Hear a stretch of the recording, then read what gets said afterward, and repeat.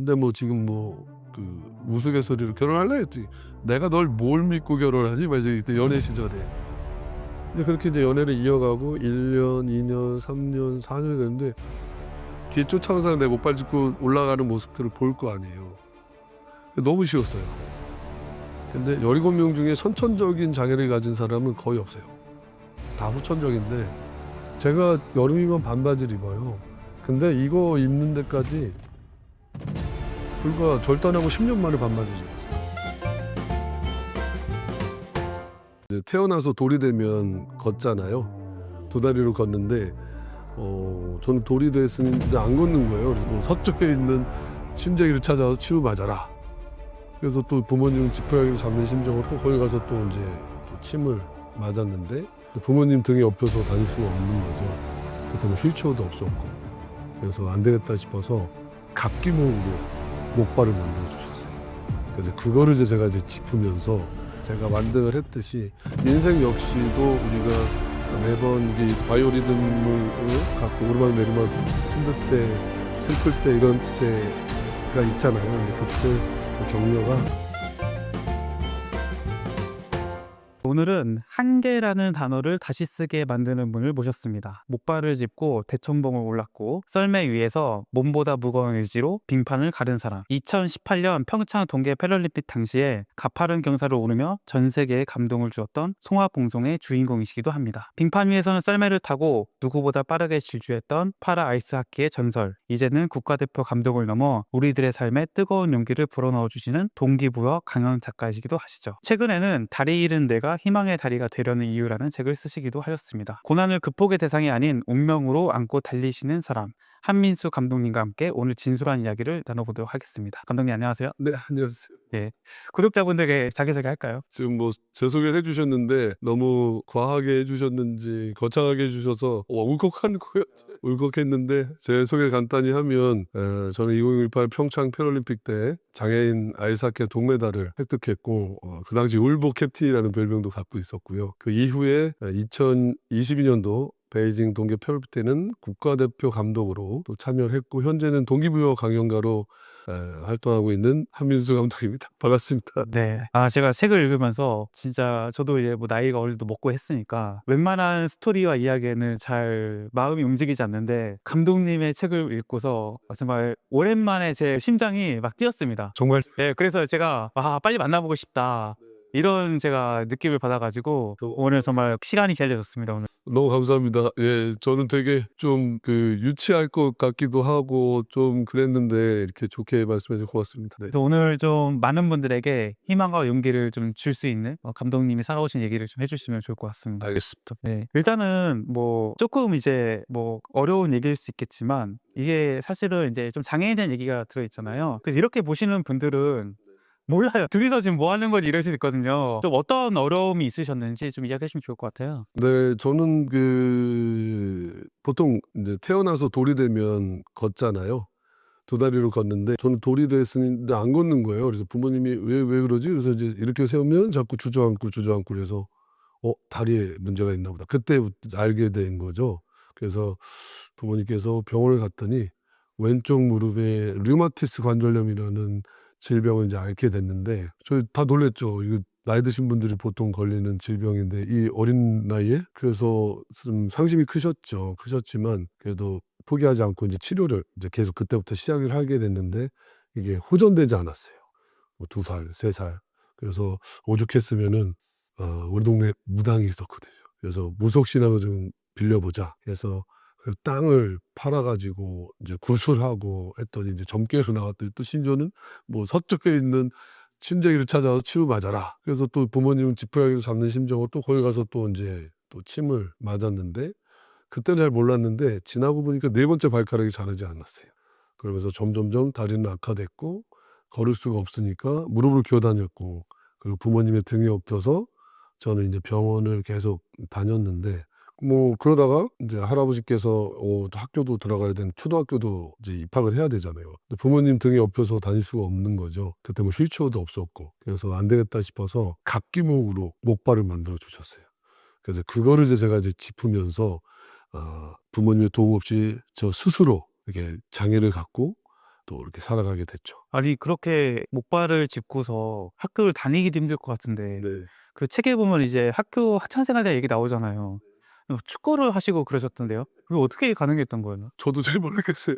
아니 일단은 제가 부모님의 등에 업혀 다녔었잖아요. 그 집에서는 무릎을 기어 다니니까 무릎에 굳은 살이 이렇게 베낄 정도로 심지어는 우리 학교에서 벌 받을 때 "너 뒤에 가서 무릎 꿇고 손 들어." 그게 제일 좋았어요. 무릎이 저를 하나도 안 아팠으니까. 근데 그렇게 무릎을 기어 다녔는데 할아버지가 목발을 짚어 줬는데 그땐 또 지금처럼 이렇게 이쁜 것도 아니에요. 각형을 뚝딱뚝딱 두들겨 갖고 해 줬는데 부모님의 도움 없이 내 스스로 움직일 수 있다라는 게 너무 좋았나 봐요. 그래서 그 목발을 짚고 여름이든 겨울이든 하루 종일 그냥 바깥에서 막 구슬 오징어 게임도 하고 그냥 노는 걸 너무 좋아했던 것 같아요. 근데 이제 축구나 이런 걸 할 수 있었던 게 친구들이 그 당시에 유행처럼 초등학교 때부터 축구 선수 애들이 많았어요, 저랑 친한 애들이. 근데 그들이 어렸을 때부터 저랑 같이 지내서 그런지 저를 이렇게 장애인의 어떤 그런 이상한 시각으로 잘못된 시각으로 바라보지 않고 편견 없이 저를 바라봐 줘서 그랬는지 친구들이 이제 축구 운동이 끝나고 나면 이제 저랑 같이 놀아 주는 거예요. 축구도 하고 족구도 하고. 그러다 보니깐 제가 이제 목발을 잘 쓰다 보니깐 축구도 할 수 있고 목발을 짚고 뛰어다닐 수도 있고 축구도 할 수 있고 뭐 그렇게 자연스럽게 운동을 이렇게 접하게 된 것 같아요. 네. 그 보통은 내가 이제 그런 어려움이나 장애가 있으면은 뭐 친구들은 잘해 주려고 할지 몰라도 본인 스스로 약간 위축되거나 뭐 약간 친구들과 잘 어울리지 않으려 하거나 이랬을 수도 있을 것 같은데. 저도 지금 이제 생각이 나는 게 이제 우리가 초등학교 때 공부하다 보면 체육 시간이면 이제 밖에 운동장에서 뛰어놀고 하잖아요. 근데 선생님이 "너무 몸이 불편하니까 그냥 있어도 돼."라고 들었던 것 같아요. 저도 초등학교 1-2 학년 때는. 근데 친구들이 인제 초등학교 3-4 학년 때부터 축구를 하면서 이제 저도 이제 목발 짚는 게 익숙해지면서 하다 보니까 '내가 왜 이렇게 체육 시간에 나도 뛰어놀고 싶은데 왜 내가 책상에 이렇게 앉아 있어야 돼?'라는 어떤 그런 생각을 했던 것 같고 그리고 선생님이 일단은 다칠까 봐 보호 차원에서 그랬던 것 같은데 저는 그래서 그때 초등학교 때 체육 활동보다는 끝나고 나서 인제 친구들이랑 지냈던 것 같아요. 그러다 보니까 제가 장애를 가졌는지 안 가졌는지도 모를 정도로 저는 친구들하고 잘 지냈던 것 같아요. 그게 아마 편견 없이 친구들이 저를 대해 줬었기 때문에 제가 그렇게 거침없이 친구들하고 놀았던 것 같아요. 물론 그 중에는 제 이제 신체 부위가 이제 좀 다리가 이제 꺾인 상태로 하니까 보기가 좀 자기랑 다르다고 생각하니까 약자라고 생각하니까 놀리는 애들도 있었어요. 심지어 초등학교 때 저도 2번 정도 싸웠던 것 같아요, 치고받고. 그래서 뭐 내가 약자니까 저는 그냥 그렇더라고요. 저 약자라고 생각을 했었는데 막 저를 괴롭히는 건 못 참았어요. 내가 막 10대 맞들어다 한 대 때릴 거야라는 생각으로 이제 같이 싸웠는데 그럼 안 건드리더라고요. 또 중학교 가면 또 희한하게 새로운 학교에서 이제 만나니까 또 걔 중에 한 명 대다수는 그렇지 않아요. 근데 꼭 한 놈이 그렇게 괴롭혀요. 그럼 저는 약자니까 먼저 시비 걸 일은 일도 없죠. 근데 뭐 감히 억울하게 때리면 이제 제가 그때는 못 참고 또 같이 싸우고 또 그럼 또 주변이 다른 사람들이 쟤 성질 있다. 야 성질 있다." 그래서 그런지 안 건드려요. 또 고등학교 때도 한 번 그런 적이 있고 심지어는 사회에서도 한 번 그런 적이 있고 그때 제가 스스로 느꼈죠. '그래 내가 장애를 가졌다고 해서 위축된 삶을 살 필요는 없지. 이거 잘못됐다.'라고 이야기할 땐 "잘못됐어."라고 강하게 어필하고 해야 되는 게 맞지.'라고 스스로 생각하게 됐던 것 같아요. 그럼 그 어린 나이에도 뭐 '아 나는 친구들보다 장애를 가지고 있으니까 뭐가 안 된다든지 아 나는 왜 이렇게 됐을까?' 뭐 이런 생각이 전혀 없으셨나요? 있었죠. 저는 이제 초등학교 때는 못 모르고 이렇게 이제 친구들하고 놀았는데 초등학교는 저희 집이 걸어서 갈 수가 있었어요. 그래서 인제 버스 타고 갈 일이 없어서 시내 나갈 일이 거의 없었거든요. 근데 이제 중학교는 버스를 2번 타야 됐어요. 그래서 시내를 거쳐서 갈아타야 되는 상황이 됐는데 제가 인제 백팩이 있었으면 좋았을 텐데 그 당시 인제 한쪽에 매는 가방 한쪽은 저 목발을 한쪽만 짚었어요. 왜냐면 인제 한 손을 써야지 이제 생활하는 데 편하니까. 그래서 한쪽 팔로 어깨에 가방을 메고 목발을 짚고 뭐 버스 손잡이를 잡고 다녀야 되니까. 근데 이제 처음으로 이제 저도 이제 사춘기가 왔었겠죠. 근데 중학교 할 때 버스를 타고 갈아타려고 이제 버스 정류장에 있는데 그 대형 거울에 제가 걸어가는 모습을 제가 본 거예요, 처음으로. 너무 추웠더라. '아 이래서 나를 놀렸구나 애들이.' 삐끗어, 삐끗어 걷는데 멋이 없더라고요. 창피했어요. 그래서 그날 처음으로 부모님을 원망하면서 진짜 울었던 것 같고 제 모습이 장롱에 붙은 그 거울에 비친 내 모습이 너무 꼴보기 싫었어요. 집어던지고 깨고 엄마한테 막 땡깡 피고 그랬던 좀 기억이 있어요. 그리고 뭐 심지어는 출퇴근 시간에 이제 학교를 가잖아요, 우리도. 그럼 사람이 많은 버스잖아요. 그럼 거의 빈자리가 없어요. 근데 한 번은 이제 수업이 끝나고 많은 버스를 타고 이제 손잡이 잡고 이제 서서 이렇게 이제 목발 짚고 가방 메고 이렇게 있는데 앉아 계신 아주머니께서 좀 안쓰러워 보였나 봐요. 그러면서 "학생 여기 앉아." 그러길래 저도 할 수 있었거든요. 안 앉아도 됐었거든요. 저 이렇게 손잡고 갈 수 있었고 20 분이 됐든 30 분이 됐든 갈 수가 있었는데 동정으로 느껴졌는지 "저 괜찮습니다." 이렇게 이제 이야기를 했는데 "앉아. 몸도 불편하고 좀 무거워 보이는데 가방 무거운 거 앉아." 그랬더니 거기서 좀 짜증이 났어요. 그래서 "됐다고요." 그러면서 제가 이제 창피하니까 맨 뒷자리로 갔어요. 거기서 딱 손잡이 잡고 있는데 모든 사람들이 나만 쳐다보는 것 같은 느낌이 있는 거예요. 그냥 뭐 앉지 몸도 불편한데 그 양보해 주고 좋은 마음을 해 줬는데 참 저 장애를 가진 학생 참 고집 세네 막 뭐 이런 스스로 막 이렇게 막 너무 싫었어요 그게. 그 쳐다봤는지 안 봤는지 모르겠지만. 그래서 저 그 이후에 저는 마른 버스를 타지 않았어요. 친구들하고 같이 가면은 뭐 상관은 없었는데 혼자 또 이렇게 갈 때가 있잖아요, 버스 타고. 제가 2 시간 동안 기다린 적이 있어요. 그 추운 날. 지금 와서 생각하면 '왜 그랬지?'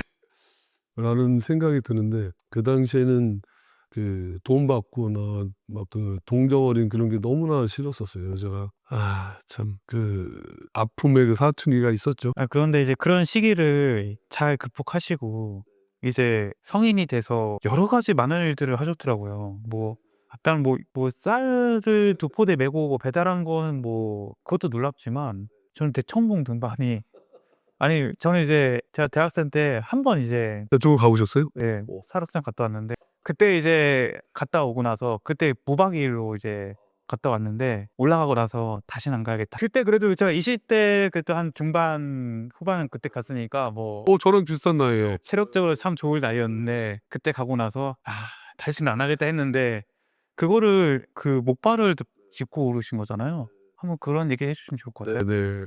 사실 이제 제가 그 딱 또 위치가 또 여기네요. 구로공단 롯데파이오니아라는 오디오 회사를 이제 제가 다니게 됐는데 여기가 본사였어요. 그래서 직원이 한 700명 정도 됐고 뭐 영업부부터 뭐 다 있었어요. 생산 라인에서. 저는 이제 당연히 이제 전자 공고를 나왔거든요. 그래서 전자과를 나와서 기술직으로 검사자로 인제 입사를 하게 됐는데 사람이 너무 많은 것도 적응이 좀 안 되는데 또 그 시선들이 또 느껴졌어요. 장애를 가진 사람이 목발 짚은 장애인이 왔네. 뭐 우리 라인에 같이 뭐 이렇게 일을 하나 봐. 막 이런 웅성웅성하는 그 느낌도 있었고. 근데 딱 일을 하는데 참 희한한 게 점심시간 벨만 울리면 겁나게 막 사람들이 다 식당으로 옮겨가는 거예요. 이게 '급하게 가고 그냥 천천히 가도 되지.' 했는데 딱 첫 번째 이제 입사를 해서 점심밥 타고 오는데 줄이 한 100 미터는 되는 것 같더라고요. 그리고 희한하게 점심시간 40 분밖에 안 줬어요. 그러니까 뭐 땡 치면 그냥 막 달려 갖고 밥을 딱 5분 만에 먹고 쉬는 줄 알았더니 쉬는 게 아니라 막 3-4 모는 뭐 모여 가지고 막 옥상에서 족구를 하고 또 밑에 잔디밭에서 축구를 하고 이게 그들의 낙이었던 거예요. 스트레스 싹 풀고 또 다시 일을 하고. 그래서 제가 저 소식을 좀 공주쳤죠. 네. 날라차기가 특기였고 '요거 재밌겠는데.' 이런 생각이 들어서 저도 좀 끼워 달라 그랬어요, 족구를. 그랬더니 사람들이 눈이 막 못팔집 그 끼워 달라고? 다쳐요. 안 돼요, 안 돼요. 이 사람들이 또 아직까지도 좀 시간 "알았어요, 알았어요. 좀 봅시다." 이제 2달 지나니깐 제가 목발 짚고 뭐 계단도 막 뭐 3 개씩 올라가고 막 뭐 그리고 뭐 가리봉역에서 그 우리 회사까지 15분 뭐 걸어 다니고 뭐 또 늦으면 또 뛰기도 하고 그러니까 그런 모습을 보니까 뭐 '그래도 한번 시켜 볼까?' 했던 거죠. 그래서 이제 저도 이제 그들하고 같이 족구를 했는데 제 포지션이 어딜까 했더니 이제 날라차기 좀 하니까 제가 공격수를 좀 하겠습니다.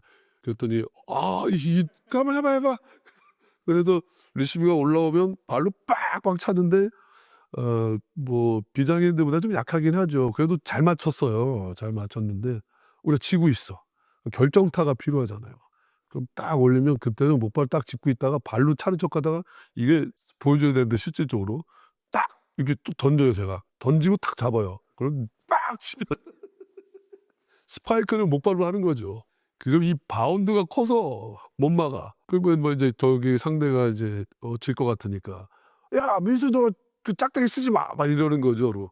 형님도 그러면 다리 이렇게 꺾고 짝대 목발을 해요. 저랑 똑같이. 그러면서 제가 또 이제 그들하고 잘 친숙하게 이제 친해진 것 같아요 자연스럽게. 그러면서 직장 생활도 끝나고 나면 뭐 회식도 하고 또 당구도 또 치고 그러면서 많이 친해졌어요. 근데 그러다 보니 이분들 족구 멤버들이 등산 산악회 동아리 회원들이었던 거예요.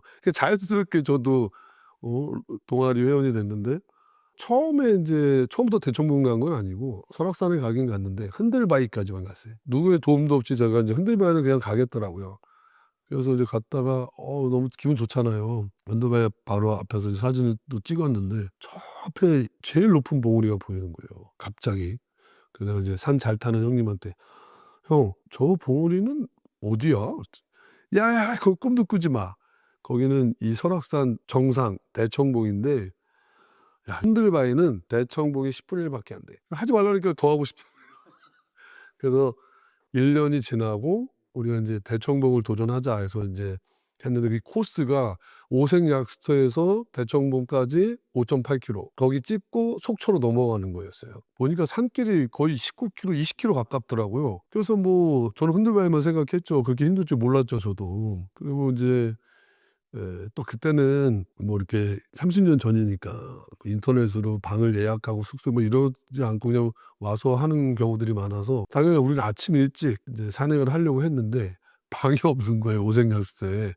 그날따라 또 11월 2 일인가 그래서 단풍철이라 그 버스만 50대 왔더라고요. 그래서 결국은 인제 잠자리도 못 찾고 하니까 어떻게 해요. 이제 그 산 잘 타는 형님이 "야 우리 야간 산행을 하자." 야간 산행은 또 뭐야? 그 새벽 2 시 올라가기 시작했습니다. 올라가다 보니깐 2 시간 가니까 너무 힘든 거예요. 야 평생 겪어보지 못한 이제 통증이 오기 시작하는 거예요. 허벅지가 막 진짜 단단해져 가지고 뭉쳐 가고 이 굳은살이 이렇게 손바닥이 이렇게 두꺼웠는데 여기가 막 물집이 잡히기 시작하고 중간에 주저앉았어요. 그래서 '내가 이렇게 계속 갈 수 있을까?' 막 이렇게 고민을 하고 있었는데 갑자기 그 침낭이 이 머리끝까지 올라가는 침낭을 메고 아버지가 이제 등산을 하고 7 살짜리 그 어린아이가 따라서 올라오는데 그 당시에는 계단이 고르지 않았어요. 지금은 어떤지 모르겠는데 막 높은 계단도 있고 낮은 계단도 있고 불규칙한 계단이었는데 이 아이 가슴까지 오는 거야 계단 하나가. 근데 그거를 막 기어서 올라오는 거예요. 근데 아버지는 매몰차게 쳐다도 안 봐요. 그냥 "아빠, 아빠." 쳐다도 안 봐. 그래서 '저 아버지 미쳤나? 아니 아무리 장애를 안 가졌다 해도 저 어린애를 데리고 여기 와도 되나?' 막 그러는데 아니나 다를까 애가 저 지나가면서 "아빠 못 가겠어요. 아빠 힘들어." 막 징징징거리니까 그때서 쳐다보더니 "따라와." 그리고 가버려요. 그리고 못된 아빠네 내가 이제. 근데 어떻게 해? 이게 따라가는 거예요. 그래서 그 올라가는 아이를 보면서 물론 그 아이가 장애를 갖지는 않았지만 어리잖아요. 저 어린아이도 하는데 '내가 할 수 있지. 나도 할 수 있지.'라는 생각을 했어요. 그래서 그 같이 갔던 이제 족구 멤버들 "갑시다." 그래서 막 또 올라갔어요. 또 한 2 시간을 올라간 것 같아요. 이제 내려가는 것도 멀고 얼마나 내려갈지도 모르고 올라가는 거는 또 얼마나 가야 될지도 모르겠고 또 위기가 왔어요. 또 주저앉았어. '야 내가 여기 왜 온다.' 그래 가지고 막 별의별 이제 후회를 많이 했는데 이번에는 대청봉을 속초에서 올라와서 대청봉 찍고 내려오시는 아주머니가 목발 짚고 앉아 있는 저를 보더니 "정말 대단하다고. 어떻게 여기까지 올라왔냐고. 진짜 대단하다고. 좀만 더 가면 정상이 보인다고. 꼭 등반에 성공하시오." 그 말이 또 힘이 된 거예요. 그래서 제가 "자 갑시다." 또 갔죠. 그래서 보통 한 4 시간 정도 걸린대요 비장애인분들은. 근데 저가 이제 느리니까 6 시간 만에 이제 정상을 찍었어요. 찍고 이제 내려갈 길만 남은 시간 너무 신이 난 거예요. 저는 쉬울 줄 알았지. 그랬더니 등산 잘하시는 형님이 "너무 좋아하지만 내려가는 게 더 힘들어." 그랬더니 그 이유가 남은 거리도 12km고 또 이 무릎에 충격이 간대요. 뭐 그래서 "한번 가 보시죠." 어차피 뭐 이제 내려가야 되니까. 내려가는데 정말 무릎이 아프더라고요. 그리고 뭐가 더 힘들었냐면 그 단풍철이다 보니까 이 반대 설악 속초에서 이렇게 올라오신 분들이 너무나 많은 거예요. 심지어 길이 좁아 가지고 서로 이렇게 맞닥뜨리면 병목 현상도 일어나. 그리고 요쪽 한쪽 구층에는 한 100명 정도가 머물 수 있는 큰 바위가 있었는데 거기에 막 이렇게 밀려서 가고 막 되게 굉장히 위험했던 기억이 있어요. 그래서 더 많이 걸렸던 것 같은데 어찌 됐건 이제 산을 다 내려왔고 이제 버스 정류장까지 빨리 가고 싶은데 이 평지가 또 3km야. 가도 가도 끝이 안 나는 거예요. 보니까 그 시간이 새벽 2시에 올라가서 그날 저녁 7시에 내려왔더라고요. 와, 그래서 제가 침 뱉었어요. 진짜 너 다시는 등산도 안 할 거고 이 여기 설악산 아우 저긴 진짜 안 올 거야. 침 뱉어 버렸어요. 정말 그럼 그 뒤로 산 안 가셨어요? 갔죠. 갔는데 침 뱉고 안 간다고 그러고 이제 그 숙소에서 쉬어야 되는데 또 방이 없는 거야. 그래 가지고 그 추운 날 고속버스 첫 차 타고 올라 가지고 너무 지쳐 가지고 박스 깔고 거기서 노숙자처럼 지내다가 이제 첫 차 새벽 5시 차인가 그걸 타고 올라오는데 너무 피곤할 거 아니에요. 탔는데 중간에 휴게소에 딱 섰어요. 화장실 가야 돼서 15분을 딱 주는데 다리가 안 펴지는 거야. 이 무릎에 무리가 너무 많이 가서 이 계속 앉아 있다가 일어나려니까 다리가 안 펴지는 거예요. 그 정도로 많이 이제 힘들고 이 휴유증이 막 되게 여기 막 물집 잡히고 해서 일상생활을 못할 정도로 휴유증이 있었는데 우리 와이프 사내 커플이거든요. 와이프랑 2주 후에 바로 정상 밑에까지 이제 자기는 북한산인데 커플끼리 또 등반을 가자고 한 거예요. 그래서 한번 갔었죠. 이제 그 이후로는 제가 산 안 가요. 아 그래도 설악산을 오르고 나니까 북한산을 좀 쏠하셨나요? 저기 등산해 보셔서 아시잖아요. 네. 쉬운 산이 없어요. 그러니까요. 아. 저 그래서 지금도 이제 강릉에 캠프하러 가면 그 대청봉이 보이면 30년이 넘었는데도 어우 생각하고 싶지 않아. 요 얘기 해야죠. 근데 그때 그 안 좋은 기억만 있었던 게 아니라 등반하고 나니까 제가 뭔가를 해냈잖아요. 첫 번째 저의 도전이었던 것 같아요. 사실 제가 대청봉을 올라가고 싶었던 건 '나의 한계가 어디까지일까?'라는 생각을 한번 갖게 됐고 제가 이제 뭐 자기를 갖고 있었지만 그때 한참 더 혈기왕성할 때고 그래서 제가 '한번 도전해 보자.'라고 했던 건데 결국은 도전을 성공했고 그리고 지나서 보니까 정말 힘들었지만 보람도 됐고 그 인생 같았어요. 우리가 살다 보면은 오르막길이 있으면 내리막길도 있고 기쁠 때 있으면 슬플 때도 있고 그렇잖아요.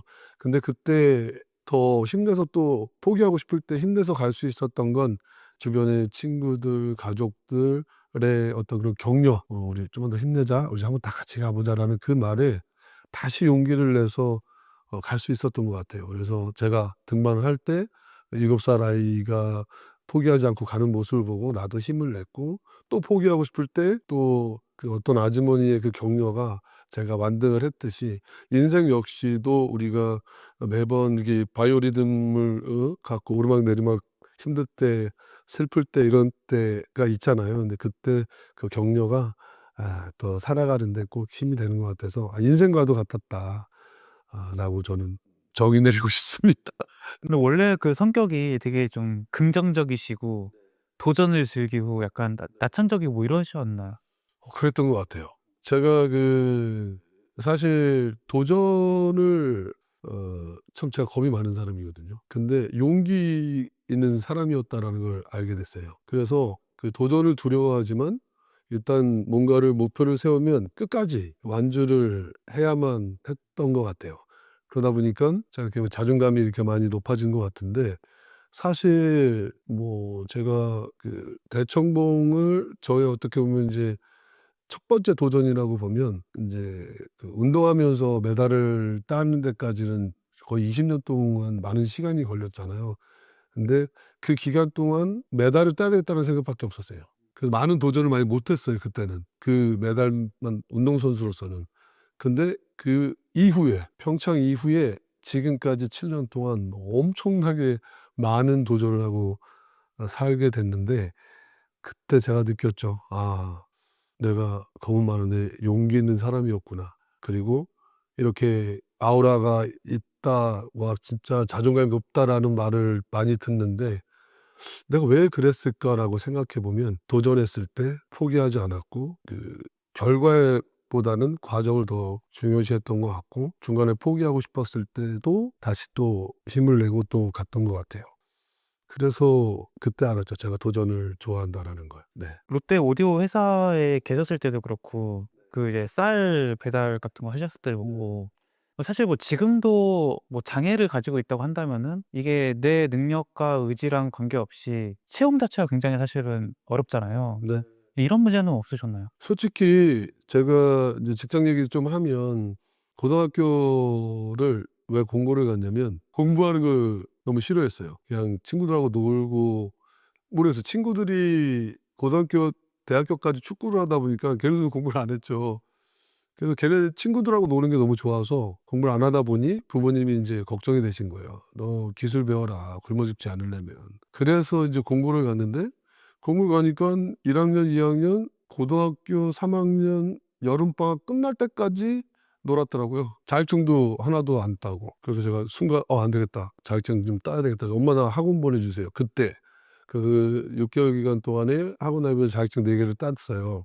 그러면서 이제 나름 흐뭇했죠. '자 이제 굶어 죽진 않겠구나.' 그래서 이제 그 자격증을 갖고 제가 인제 전 조그만 전자회사를 인제 이력서를 냈는데 서류는 통과돼서 면접을 보는데 거기가 4 층이었고 엘리베이터가 없었어요. 뭐 목발 짚고 계단 올라가 대충 정도 올라가는 정도의 체력인데 그 뭐 우습죠. 올라가서 면접을 딱 보는 순간 저를 위아래로 훑더라고요. 목발 짚고 그러니까 당황한 거예요. 장애가 있으시군요." 그래서 "네. 저는 고용을 할 수가 없습니다." "왜요?" "우린 짐도 날라야 되고 계단 엘리베이터가 없어서 불편하실 거예요." 나 다 할 수 있는데." 쌀도 메고 40 킬로도 메고 올라갈 정도의 근데 그 말을 딱 듣는 순간 "저 할 수 있어요."라는 말이 안 나오더라고요. 그냥 배신감 같은 게 느껴졌어요. 부모님 이거 자격증 있으면 기술 있으면 안 굶어 죽는다며. 그 자격증 버려 버렸어요. 쓰레기통에 다 던져 버렸어요. 그때 사실은 처음으로 좀 큰 벽을 느꼈죠. 근데 저 먹고 살아야 되잖아요. 그래서 지인 소개로 이제 열쇠 깎는 곳에 가서 제 적성과 제 취향과 상관없이 제 전공과 상관없이 자동차 키를 아직도 기억나는데 신내동에 또 거기도 버스 내려서 15 분을 걸어서 지금은 아파트 단지지만 그때 배밭이었어요. 저는 인제 영업 뛰기에는 좀 힘들 것 같다고 생각하시니까 "너는 가서 그 공장에 가서 열쇠만 깎아." 자동차 키만 하루 왼종일 깎았어요. 그렇게 1 년을 딱 버티고 나니까 '내가 여기 왜 있지?'라는 생각을 갖게 됐어요. 그 두 번째로 간 게 지인 소개로 아는 선배 소개로 인제 조그만 마트를 그 형님이 하셔 가지고 거기 입사하게 됐는데 제가 그때 포지션이 창고장이었어요. 그래서 물건 들어오면은 또 진열하고 또 밑에 매장에서 또 여직원이 인제 "라면 갖다 주세요." 그러면 그때 또 라면 박스가 50 개들이었었어요, 되게 직사각형으로. 네 하나씩 5 박스를 하나씩 계단 내려가고 거 하면 좀 불편하잖아요. 그래서 제가 묘기를 부렸죠. 라면 5 박스를 어깨에다 쫙 세워 가지고 목발 짚고 계단을 지하 계단을 내려가는데 몸을 낮춰야 돼. 그래야 천장이 안 닿는 거죠. 낮추고 마지막 코스가 난 코스예요. 그 문은 작잖아요. 근데 내 키에 라면 박스 5 박스가 있으니 그냥 키로 다 걸리잖아요. 그때 바닥을 쓸면서 들어가 가지고 탁 내려놓고 라면밥 지나가면 여직원들이 "와!" 박수 칠 정도로 뭐 그렇게 해서 뭐 쌀 배달도 하고 또 급하니까 배달하다가 또 탁 계단에 또 실수로 또 엎어져 가지고 또 다시 주워 담고 또 여러 가지 우여곡절도 많았죠. 근데 열심히 이렇게 인제 생활을 하고 했는데 그 밖에도 뭐 책에는 안 나와 있지만 뭐 소녀시 지배인도 한 2년 하고 보험회사도 다니고 또 결혼을 하고 나니깐 또 갑자기 돈을 벌고 싶은 욕심에 또 치킨집도 하고 호프도 팔고 보험회사도 다니고 근데 참 희한한 게 다 지인 소개로 들어갔었어요. 호프집과 롯데파이오니아는 그래도 뭐 자력으로 들어갔지만 그때 느꼈어요. '아 참 장애인으로 직장 생활하면서 먹고 살기가 참 힘들구나.'라는 생각을 했는데 제가 그때는 제가 그 살아갈 여러 가지 다양한 뭐 삶이 도전은 아니었어요. 저는 먹고 살기 위해서 어떤 일이든 해야만 했었어요. 예. 지인 소개로 들어갔다는 얘기는 그만큼 이제 우리 사회의 약간 그 장애에 대한 인식의 벽이 높다는 얘기겠죠, 그게. 그리고 실제로 이제 일을 시작하시고 나면은 진짜 그냥 보통 사람의 몇 배 이상의 일을 예. 해내시고. 맞죠. 근데 저는 이제 대청봉도 정말 높은 산이긴 하지만 그 인생의 산일 수 있는 그 결혼에 대해서도 사실은 이게 사실 굉장히 저는 사실 사모님께 더 저는 감동적이긴 했어요. 사실 저는 그 책을 읽으면서 어떻게 결혼까지 이어지게 되셨는지 한번 얘기해. 네. 저 지금 말씀에 저도 100% 공감하고 사실 와이프 할 일이 많죠. 근데 지금 이 책 내용 속에서는 많은 게 담겨 있지는 않는데 갑자기 또 울컥해지네요 갑자기. 와이프를 만나게 된 게 이제 제가 롯데 파이오니아의 사내 커플이에요. 예. 제 옆자리에서 일했었어요. 일했는데 재밌는 에피소드가 이제 입사를 하고 이제 일을 하면서 너무 이쁜 거예요.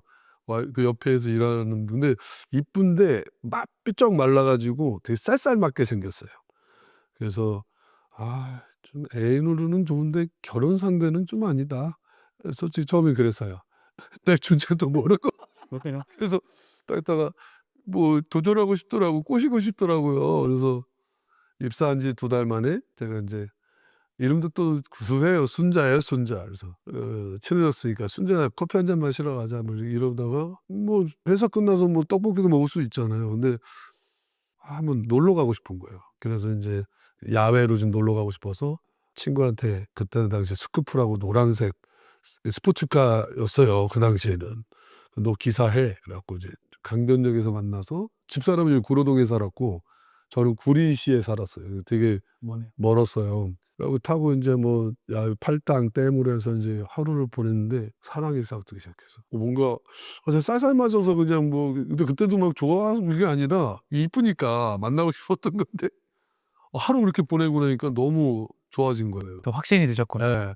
그 입맛이 막 없어지고 그냥 옆에 있는데도 막 가슴 뛰고 막 이래 가지고 인제 고백을 했죠. 고백을 하고 이제 만남을 갖기 시작했는데 우리는 사내 그 당시 지금 모르겠는데 사내 커플을 권장하지 않았어요, 회사에서. 왜냐하면 사귀다가 하나 헤어지면 나가잖아요. 근데 얘가 엔지니어 출신이야.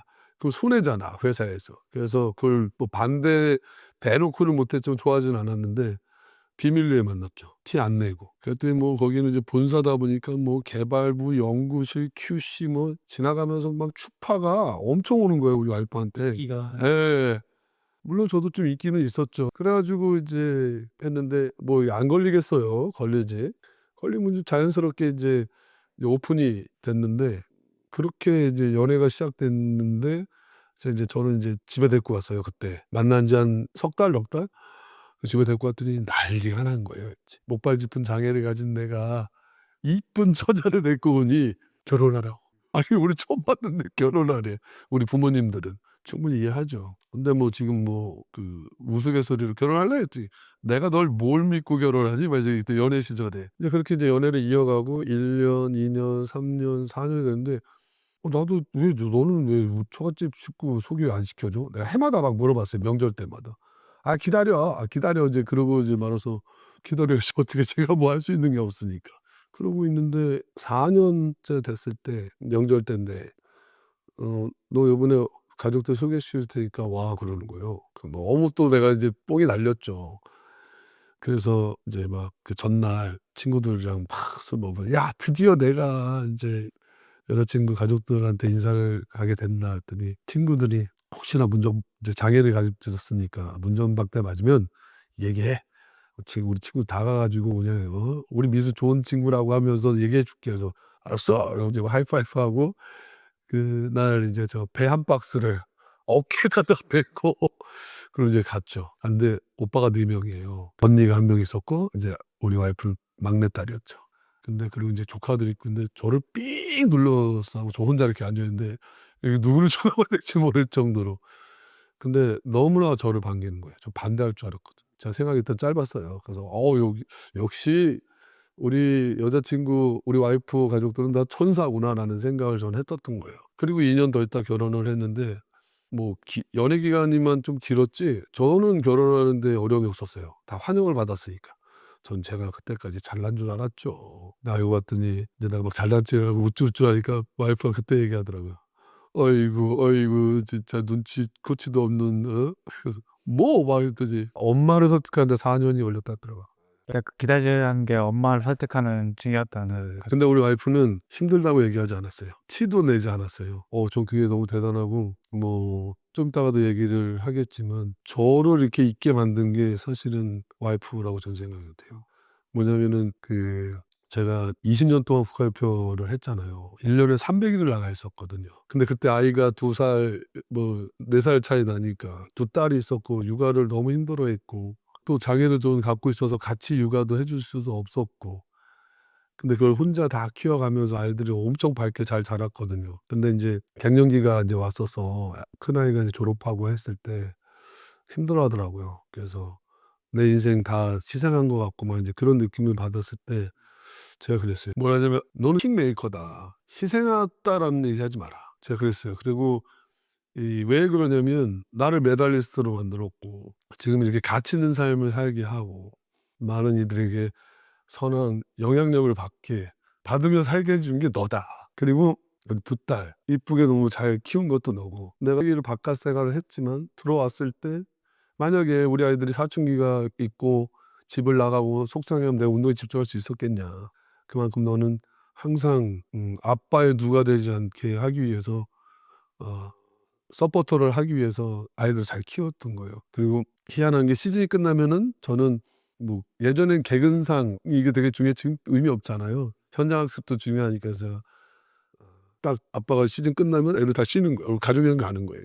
저기 분기별로. 그리고 무슨 저녁 약속이나 뭐 모든 것 일정들 무조건 우선순위를 저를 맞췄던 거예요. 근데 아이가 사춘기가 됐는데 생일 파티 친구가 있다고 전 들었었어요. 근데 얘가 안 가고 있는 거예요. 그래서 "너 친구 생일 파티 가?" 했더니 "아니야." 그러는 "엄마가 아빠 석 달 만에 또 이렇게 가족 모임인데 여기 지켜 줘야 좀." 그래서 제가 그런 얘기를 막 들으면서 그러면서 그런 얘기를 했던 거야 제가. 그래서 "이제는 우리 이렇게 다 자립하고 뭐 진짜 우리의 위치를 나의 가치 있는 삶을 그리고 또 만들어 줬고 아이들을 잘 바르게 키웠으니 이제 삶은 그동안 못 했던 거를 해라. 내가 다 서포트 하겠다."고. 그러면서 인제 뭐 갱년기도 넘어가고 지금은 동네 자원봉사하면서 너무 활기차게 잘 지내고 있고요. 되게 그런 모습을 보면서 '장년 잘 갔구나.'라는 생각을 했죠. 또 그리고 와이프 얘기 나온 김에 말씀드리면 참 이제 제 강연하는 걸 한번 봤어요. 어린아이들하고 이렇게 하는 건데 "너는 참 아이들이면 아이들, 어른이면 어른 참 잘 성격도 좋아. 잘 지내." 막 그렇게 얘기를 했어요. 그래서 제가 막 우쭐하면서 "난 카멜레온이야. 나는 뭐 파란색을 만나면 파란색이 되고 막 노란색 하면 노란색 막 바뀌어. 난 맞출 수 있어." 막 이렇게 얘기를 했는데 와이프가 "카멜레온은 살기 위해서 색깔을 바꾸는 거지만 너는 화이트야. 하얀색 화이트 도화지야. 어떤 색깔도 네가 흡수해." 와 제 자존감이 또 그 내가 "넌 대단하다. 진짜 우리 와이프지만 나보다 더 레벨이 높은 사람이라고 저는 항상 생각을 하고 있고 '그러니까 나랑 살지.'라는 생각을 하고 있어요. 그리고 제가 이렇게까지 성장할 수 있었던 건 믿고 맡겨 준 거 그리고 제가 하고 싶은 거 다 하고 살았어요. 그것들을 뭐 하나 토 하나 달지 않고 다 응원해 줬고 진짜 설령 월급을 못 받아 와도 진짜 거기에 맞춰서 바가지 한 번 긁은 적이 없어요, 금전적인 거로. 그냥 제 맘대로 살았어요. 그러다 보니까 제가 많은 것들을 경험하게 됐고 지금의 제가 이렇게 있지 않나. 감독님의 얘기를 들으니까 진짜 책을 읽었을 때는 '아 감독님 어떻게 이런 사람이 있을까.'라는 생각이 들었는데 지금 방금 이 얘기를 들으니까 이 모든 것들을 옆에서 지켜본 사모님의 관점에서 한번 이야기를 들어보고 싶다. 그 옆에서 이 사람이 도전을 해 놓고 어떻게 보면 뭐 진짜 뭐 도전에만 집중을 할 수 있었던 거잖아요. 맞아요, 맞아요. 뭐 눈에 보이지 않는 뭐 뒷바라지 뭐 작은 일들 신경 쓰이는 이런 것들 다 본인이 커버를 하면서 말 그대로 뭐 킹메이커라고 보내 주셨는데 그걸 만드신 거잖아요. 사모님의 관점에서는 '이 삶이 어떻게 보였을까.'라는 게 궁금해지네요. 네, 그 책에도 이제 그 부분이 나오잖아요. 이제 나는 이제 장애인 한민수를 사랑한 게 아니고 인간 한민수를 사랑했기 때문이다. 그리고 이제 그 감독님의 그 성실함과 아니 얼마나 압도적으로 성실하셨길래 반했을까요? 제가 봐도 반할 것 그 정도는 압도적이셨나요? 성실함이? 아니 제가 이제 또 잘난 척하게 또 이렇게 또 질문을 해 주셔서 제가 말씀드리면 사실 제가 꼬신 줄 알았어요 와이프. 어. 제가 이게 생산 라인이 길어요. 한 100 미터 돼요. 그래서 거기에 막 20 명이 칸칸이 이렇게 있는데 제가 이제 첫 출근에 그 주임소리에 이끌려서 이렇게 해서 이렇게 이제 이렇게 오니까 여기 본 거예요. 중간에 와이프가 있으니까 상체만 본 거예요. 걷는 거만. 목발을 짚은 건 못 보고. 그랬더니 새로운 직원이 오면 관심이 있잖아요. 여자는 남자, 남자는 여자. 근데 집사람이 저보다 직장 선배거든요. 2달, 2개월. 근데 그 자기랑 친한 친구랑 딱 오다리를 걸어오니까 얼굴만 보니까 좀 저도 그때는 58kg 나가서 좀 이렇게 슬림했거든요. 보더니 "야 내가 꼬실래, 내가 꼬실래." 서로 내기를 했대요. 그래서 "야 얼굴 괜찮다. 괜찮다. 괜찮다." 코로 딱 도니까 목발을 제가 짚고 있으니까 그 친구가 "아이 너 가져라." 이렇게 된 거예요. 그래서 그런 얘기를 나중에 가서 해 주더라고요. 그래서 "뭐야 내가 꼬신 줄 알았더니 네가 꼬셨네." 뭐 이렇게 된 건데 그리고 입사한 지 2달 만에 사귀었다 그랬잖아요. 그러니까 이게 제 자랑이에요. 근데 여자 직원이 400명 있었잖아요. 이제 제가 이제 목발을 짚었지만 생활하고 또 우리 와이프랑 사내 커플한 것도 알면서도 저도 좋아하는 여자들이 많았습니다. 그래서 저는 임자가 있으니까 제 친구들을 다 소개시켰어요. 나름 인기가 있었습니다. 아이 와이프 칭찬하다가 내 칭찬 아니 그 인기가 뒤지지 않았다. 나 역시 그 사모님에 비해서 인기가 뒤처지지 않았다. 그럼요. "순자야 맞지?" 뭘 했냐면 제가 저희 구리에서 가리봉동까지 가려면 2 시간이 걸려요. 버스로 청량리까지 1 시간 타고 그리고 거기서 지하철 타고 가리봉역까지 이제 내려서 걸어서 이제 15 분을 걸어서 인제 회사로 오는데 이 거리가 만만치가 않은 거예요. 그래서 입사한 지 1년 됐나 해서 제가 차를 샀는데 강변북로를 타고 구로동까지 오는데 이 버스 타고 지하철 시간이 똑같아. 차 엄청 막히는 거예요. 그래서 이제 그러고 한 달이 지났을까요? 저희가 그 생산 직원들이 이제 지방에서 사는 사람이 되게 많았어요. 그래서 회사에서 여자들만 기숙사를 이렇게 제공을 했어요. 근데 그러다 보니까 기숙사 생활하니까 아침을 굶는 거예요. 그래서 맨날 우유나 뭐 요플레 뭐 이런 것들로 이제 간단하게 때우는 여직원들이 되게 많았었는데 그 우유 배달하시는 분은 외부 사람이었고 근데 이분이 어느 날 대학교 버스 운전기사로 간다고 이 우유를 못 타게 된 거예요. 그래서 또 그것도 또 돈이 된다고 권리금을 받아가면서 이걸 넘기고 싶었던 거야. 근데 아무도 적격자가 없죠. 누가 이거를 해요. 그래서 제가 갑자기 '내가 저거 해 볼까?' 이런 생각이 드는 거예요. 돈에 미친 거보다 일석이조 삼조가 될 것 같은 거예요. 남들과 똑같이 출근하면은 이게 2 시간 걸려서 오는데 한 시간만 일찍 출근하면 40 분이면 오더라고요. 그럼 그 나머지 1 시간 20분 동안 우유 배달하면 되잖아요. 그리고 일 시작하면 되잖아. 그 생각이 들어서 우리가 이제 구로공 다니니까 오류동에서 우유를 받아서 차에다 싣고 와서 그때부터 배달하는 거예요. 근데 제가 한번 시작하면 끝을 보듯이 2년 동안 제가 하게 됐어요 그거를. 한 번 제가 회식 때문에 이게 기절을 해 가지고 그거 한 번 놓친 거 말고는 그 2년 동안 빠지지도 않고 했는데 이게 좋았던 게 빨간 글씨면 직원들 다 쉬잖아요. 그럼 우유도 쉬는 거예요.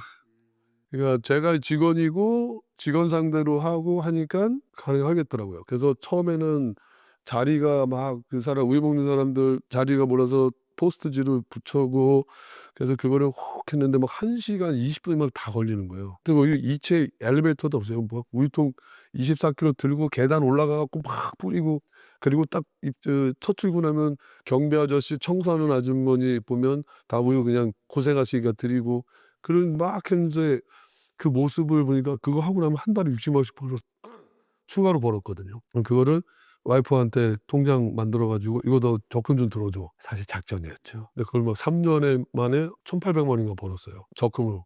그러니까 그런 것들이 아마 그 또 성실함으로 봐 주고 '나를 굶어 죽이지 않겠구나.'는 생각을 했었던 것 같아요. 그래서 저도 뭐 넉넉하지 않았고 그리고 인제 뭐 또 가장이니까 '너 하나는 내가 굶기지 않겠다.'라는 어떤 생각도 있었고 근데 그때가 24살 때인데 그런 어떤 성실함에 저를 선택했다라고 저는 생각합니다. 그럼 그 당시에 어떻게 보면 투잡을 하신 거네요 이게. 그렇죠. 네.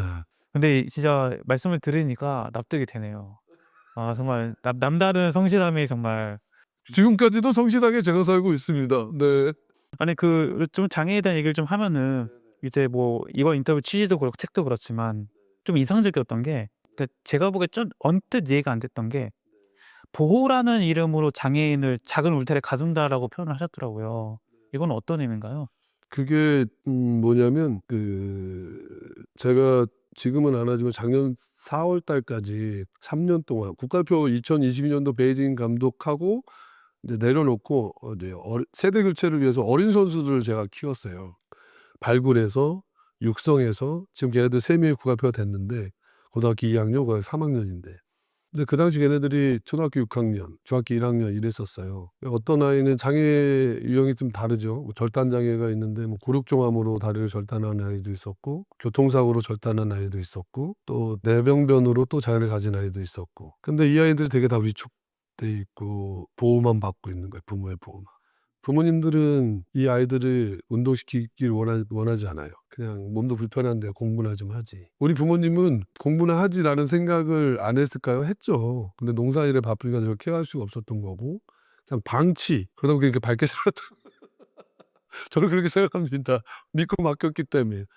근데 지금 요즘 시대에 보면 장애를 가지면 더 부모님 품에서 이렇게 키우려고 그래요. 인식 개선 자체가 부모님한테도 많이 필요해요, 부모님한테도. 그래서 제가 이제 아이들을 이제 썰매를 딱 태우려고 그러면 조심. 아이들도 "엄마 그거 줘. 저거 줘. 뭐 해 줘. 어째 줘." 엄마, 아빠 이거 없으면 제가 할 수 있는 게 아무것도 저 제일 싫어하거든요. 그래서 제가 한 번은 절단 장애인데 무릎 밑에 절단이에요. 뭐 이해가 되실지 모르겠지만 이 관절이 있고 없고 차이가 크거든요. 무릎 밑에 절단이면 저희는 이 대퇴 절단을 봤을 때 별로 장애 취급도 안 해요. 왜 그러냐면 이 관절이 있기 때문에 계단 올라가거나 심지어 스케이트도 탈 수 있어요. 근데 자기 입장에서는 굉장히 큰 장애이긴 하죠. 근데 저는 이제 얘보다 장애가 심하니까 제가 이제 그런 얘기를 하는 건데 썰매를 이제 탔어요. 탔는데 끈도 풀러야 되고 물도 먹고 싶고 막 그러는 거예요. 그러니까 뭐 "엄마 저거 줘. 저거 줘. 저거 줘." 그래서 내가 "야 네가 먹어. 네가 갔다가 뭐 급해? 썰매 무장 풀고 의족 끼고 와서 네가 먹어. 엄마가 네 종이야?" 딱 그러면 "저 다리 절단됐는데요." 이게 툭 튀어나와요 그게 자기도 모르게. "너만 절단됐어? 야 나는 너보다 장애가 더 심해."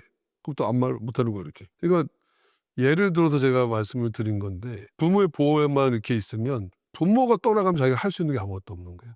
그래서 제가 부모님한테 도와주시고 뭐 하고 안쓰럽고 다 알겠는데 "어머님이 얘보다 더 오래 살 수 있어요? 이렇게 보호에만 두면 얘가 나중에 어떻게 자립을 하고 어떻게 지내냐."고. 그래서 인제 일부러 더 막 제가 막 더 심하게 얘기하는데 제가 이 어린아이들을 국가대표로 만드는 게 제 목표고 일이잖아요. 근데 사실 그거 아니에요. 그전에는 뭐 그전이 아니라 그전에 뭘 해야 되냐면 이 합숙을 통해서 뭐 시간 규칙적인 생활도 해야 되고 선후배 예의 범절도 또 그리고 또 규칙적인 생활 속에서 사회성이 길러지잖아요. 저는 그래야 자립심도 생기고 그리고 또 서로가 도와가면서 이렇게 지낼 수도 있는 나보다 좀 몸이 불편하면 도와줄 수도 있는 거고 그게 더 중요하다고 생각을 했던 거예요. 그래서 한 번은 절단 장애보다 좀 더 심한 장애를 가진 아이가 왔었는데 딱 봐도 실력 차이가 그렇게 나요. 근데 처음 타는 건데도. 근데 부모님이 저한테 그러는 거예요. 아버님이 "우리 아이가 국가대표가 될 수 있을까요?" 그 의미를 저는 알았죠. 그죠. 그걸 제가 어떻게 합니까? 하지만 제가 국가대표를 만드는 게 제 일이긴 하지만 그 이전에 장애를 갖고 장애라는 이유로 자존감 떨어지고 사회성 떨어지고 보호하에 부모의 보호 품에서 있으면 어떻게 얘가 평생 그 험한 세상을 살아갈 수 있겠냐. 이 운동을 통해서 선후배의 자립심, 사회성, 규칙적인 생활 이런 것들을 나는 먼저 가르쳐 주고 싶다. 왜? 전 어렸을 때 놀림 많이 받았거든요. 그 싸우는 걸 제가 가르쳐 줄 수는 없잖아요.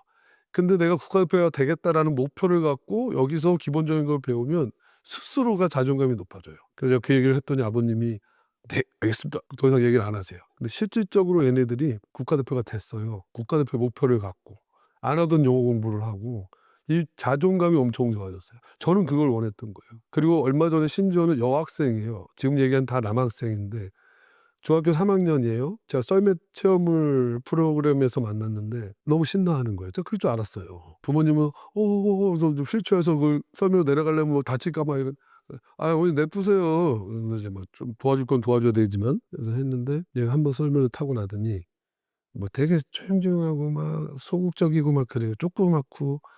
근데 어머님이 제 인스타그램 DM에 연락이 온 거예요. 지금까지 학교 폭력으로 인해 가지고 놀림받고 상처 입어서 뭐 당연히 운동도 안 해 봤고 그래서 고등학교 인제 올라가는데 특수고등학교를 선택했대요. 거기서라도 좀 편하게 지내라고. 너무 가슴 아픈 일이잖아요. 근데 썰매를 타고 나와서 "나 썰매 더 타고 싶다."고.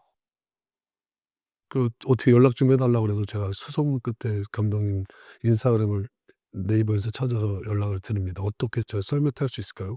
"탈 수 있죠." 오시라고. 그래서 오면서 얘를 이제 썰매를 더 태운 거죠. 인제 태우면서 이야기해 주고 막 했더니 얘가 점점점 밝아져요. 어머님이 썰매를 타러 온다고 하니까 설레서 잠을 못 자더래요. 이런 모습을 내가 평생 본 적이 없대요. 그래서 그 얘기했죠. "그겁니다 어머니. 따뜻한 온실 속에 가둬두시면 안 됩니다. 스스로 할 수 있게 자존심을 키워 주셔야죠. 그리고 이 운동을 하면 자존감이 높아진다니깐요. 그리고 이 아이 쌓기 안 해도 돼요. 너 다른 운동도 하고 싶지?" 그랬더니 휠체어 탁구도 하고 싶고 휠체어 농구도 하고 싶대. 그래서 제가 인제 체육회 장애인체육회 30명 있었잖아요. 체육회에서 직원들도 다 바로 전화했어요. "너 할 수 있어? 자 우리 선수 이거 뭐 장애를 가진 어린 학생이 있는데 다 체험 좀 시키고 얘가 정말로 잘할 수 있는 거 이 운동뿐만이 아니라." 그거 다 연결 다 시켜 줬어요. 그리고 어저께 신장이 안 좋아서 8 시간 대수술을 인제 마쳤는데 끝나고 나서 하는 얘기가 "저 썰매 타고 싶어요. 저 감독님 보고 싶어요." 막 이러는 거예요. 그리고 이 아이가 이 책을 읽었어요. 50 페이지를 딱 읽었대요. 그래서 "야 한 방에 다 읽을 수 있는데." 그랬더니 일단 이 50 페이지를 읽었대요. 근데 너무 공감되는 부분이 많다고. 아이들이 나를 놀렸을 때 그 마음. 그 내가 참 그 강연가가 되고 이 책을 낸 그게 목적이었거든요. 중도에 다치든 선천적이든 간에 왜 장애인을 가졌다고 해서 우리는 놀림을 받아야 되고 왜 위축된 삶을 살아야 되는 건가. 이 스포츠가 주는 이 어마어마한 힘을 저는 알고 있거든요. 제 이 자존감이 높아지는 것도 그리고 또 그 수혜를 받았으니 베풀어야죠. 그래서 제가 이제 7년 동안 장애인식 개선 강연을 하고 또 책을 쓰게 된 계기인데 이게 중도에 다친 장애인들을 위해서 제가 강연을 했던 건데 비장애인들이 90% 이상인 거예요. 근데 이들이 또 힘을 얻더라고요. 그래서 제가 장애인식 개선 강사로 활동했던 것을 이 책을 내면서 저 이야기는 다 도전이잖아요. 누군가의 꿈과 희망이길 바라잖아요. 이제는 장애인이 아니라 비장애인, 예비 장애인들이 될 수도 있잖아요. 그분들을 위해서 그러면 내가 살아온 도전했던 이야기들이 동기부여를 줄 수 있는 충분한 이유가 되니 장애인식 개선 강사는 어떤 좀 그 부분만 비춰줄 수 있으니 동기부여 강연가로 제가 책을 내면서 "동기부여 강연가입니다."라고 이야기를 하게 된 거죠. 감독님의 책을 읽고 저도 조금 생각을 해 보게 된 것 중에 하나가 저도 장애를 약간 떠올리면은 뭐 선천성인 장애만 많이 생각을 했거든요. 태어날 때부터 저렇게 좀 어려움이 있었겠거니라고 생각했는데 책에서 이제 선천적으로 장애를 가지고 태어나는 사람보다 어떻게 보면 후천적으로 살면서 생긴 장애들 더 많다고 하셨잖아요. 네. 90% 이상이고요. 전 세계는 15%가 다 그래요. 그러면은 어떻게 보면 그 사람들은 내가 진짜 어떻게 보면 정상적으로 자유롭게 활동을 하고 이런 걸 하다가 어느 순간 어떤 사고나 계기로 인해서 갑작스럽고 그런 이제 어려움을 겪게 되는 거잖아요. 그 충격은 훨씬 더 크지 않을까 생각이 드는데. 엄청나게 컸다고 저는 생각이 들어요. 저도 많은 사례들의 이야기를 듣고 하는데 제가 장애인식 개선 강사가 되려고 했던 이유가 그 같이 운동했던 이 국가대표 선수들이 엔트리가 17 명이에요. 근데 17명 중에 선천적인 장애를 가진 사람은 거의 없어요. 다 후천적인데 재해, 교통사고, 그다음에 질병, 의료사고부터 뭐 좀 저도 골수염으로 다쳤으니까 재해나 질병, 갑작스러운 사고로 인해서 장애를 갖게 됐는데 장애를 가진 게 너무나 다양해요. 뭐 진짜 제대 한 달 남겨 놓고 후진하는 탱크에 2 다리 잘린 애 있고 그래서 양절단 절단된 장애를 가진 애 또 뭐 이종격투기 안 보내준다고 3층에서 죽겠다고 뛰어내렸는데 안 죽고 2 다리만 잘린 애 또 오토바이 훔쳐 타고 도망가다가 교통사고 나서 또 다리 척수장애인 된 애 패러글라이딩 묘기 부리다가 기절해 갖고 그냥 낙하산 이거 못 당기고 그냥 추락해서 또 척수장애인 된 애들도 있고 그 밖에도 뭐 공사장에서 놀다가 그 물건에 아시바라는 그 쇠파이프에 눌려서 또 다리를 절단한 애도 있고 그또 심지어는 야구 선수인데 의료사고로 또. 근데 이들이 세상 밖으로 나오는데 다 달라요, 시간이. 어떤 사람은 10년, 7년, 5년, 3년, 어떤 사람은 바로 받아들이고 나오는 사람도 있고. 그래서 내가 아니 왜 이렇게 차이가 있을까 그랬더니 일단은 마음가짐에 좀 차이가 좀 큰 것 같아요. 내가 이 장애를 나 장애인 됐지? 맞아. 라고 인정하는 순간 나오는 상황이 발생을 하는데 그 받아들이기까지의 시간들인 거예요. 그리고 특히 또 운동했던 사람들 또는 또 더 받아들이는데 오랜 시간이 걸리더라고요. 왜냐면 뭐 태권도 7단이었어. 근데 갑자기 막 똥오줌 못 가리고 감각 없고 이러니까 막 남들 다 했는데 실수하고 이러니까 나오기 쉽겠냐고요. 그리고 이 횡단보도 왔을 때 보시면 그냥 평범하게 하면 되는데 경사로 주는 건 괜찮아요. 요만한 턱이 있어요. 근데 휠체어 앞바퀴가 작거든요. 그 요령만 하면 앞에 살짝 들면 되는데 이걸 못 들어. 제한을 못 하고 나오면. 그럼 저 건너가야 되는데 파란불다. 그럼 뒤에 사람은 도와줄게 했는데 미는데 그 장면이면 떨어지거든요. 거기에 또 자괴감 느끼고. 그래서 제가 장애를 극복하는 게 아니고 받아들이는 거구나. 그래야 이들이 세상 밖으로 나올 수 있는 용기가 생기는 거구나라고 저는 생각이 되고, 그리고 마냥 병원에 있을 수가 없는 게 그 사람도 누군가의 부모고 자식일 수 있잖아요. 내가 돈을 벌어야 되는 입장이고. 그러니까 나오는 거예요.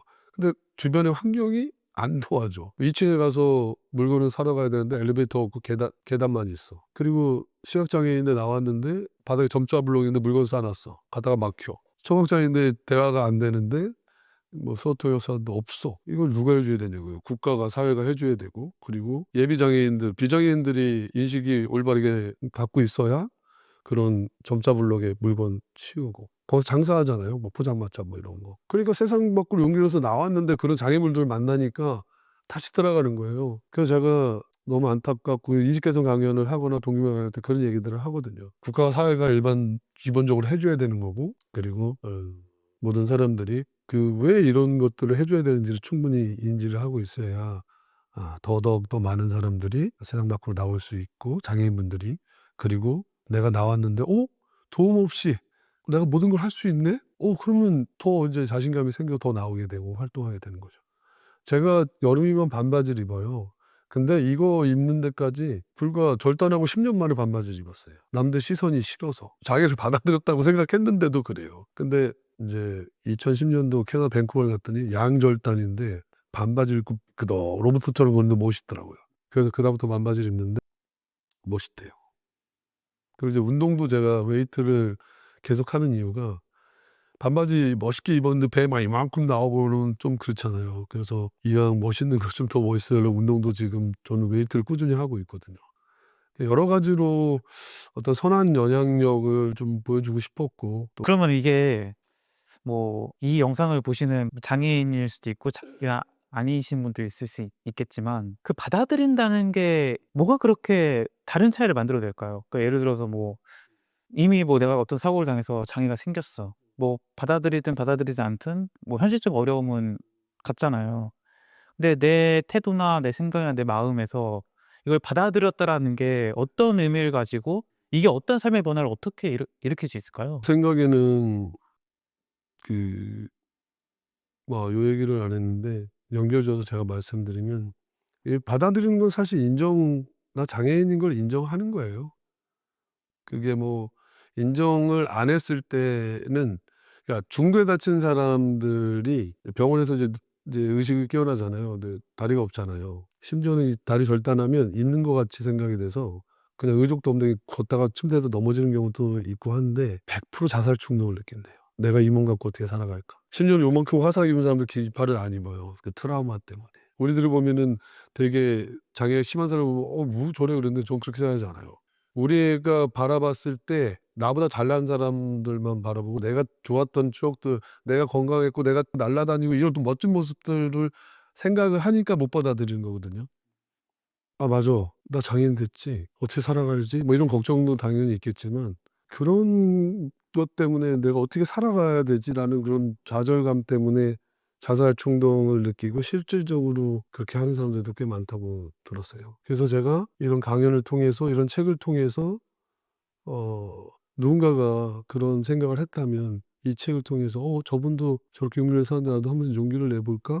저분도 저렇게 당당하게 살아가는데 나도 한번 나가볼까?라는 생각을 갖게 제가 하고 싶었던 거예요. 그래서 못 받아들이니까 장애인이라는 걸 인정하지 않으니까 10년 동안 안 나오는 거예요, 밖에. 국가대표 17명은 받아들이고 나온 사람들이고 목표가 설정돼 있기 때문에 이들은 다 문제가 없어요. 다 결혼도 하고 잘 살고 있어요. 근데 이 받아들이기까지가 그런 오랜 시간이 걸렸다는 게 난 너무나 속이 상한 거예요. 그리고 심지어 더 안타까운 건 자살까지 했다라는 사람이 있다라는 게. 이런 강연을 오랜 동안 해가면서 이제 많은 이야기를 듣잖아요.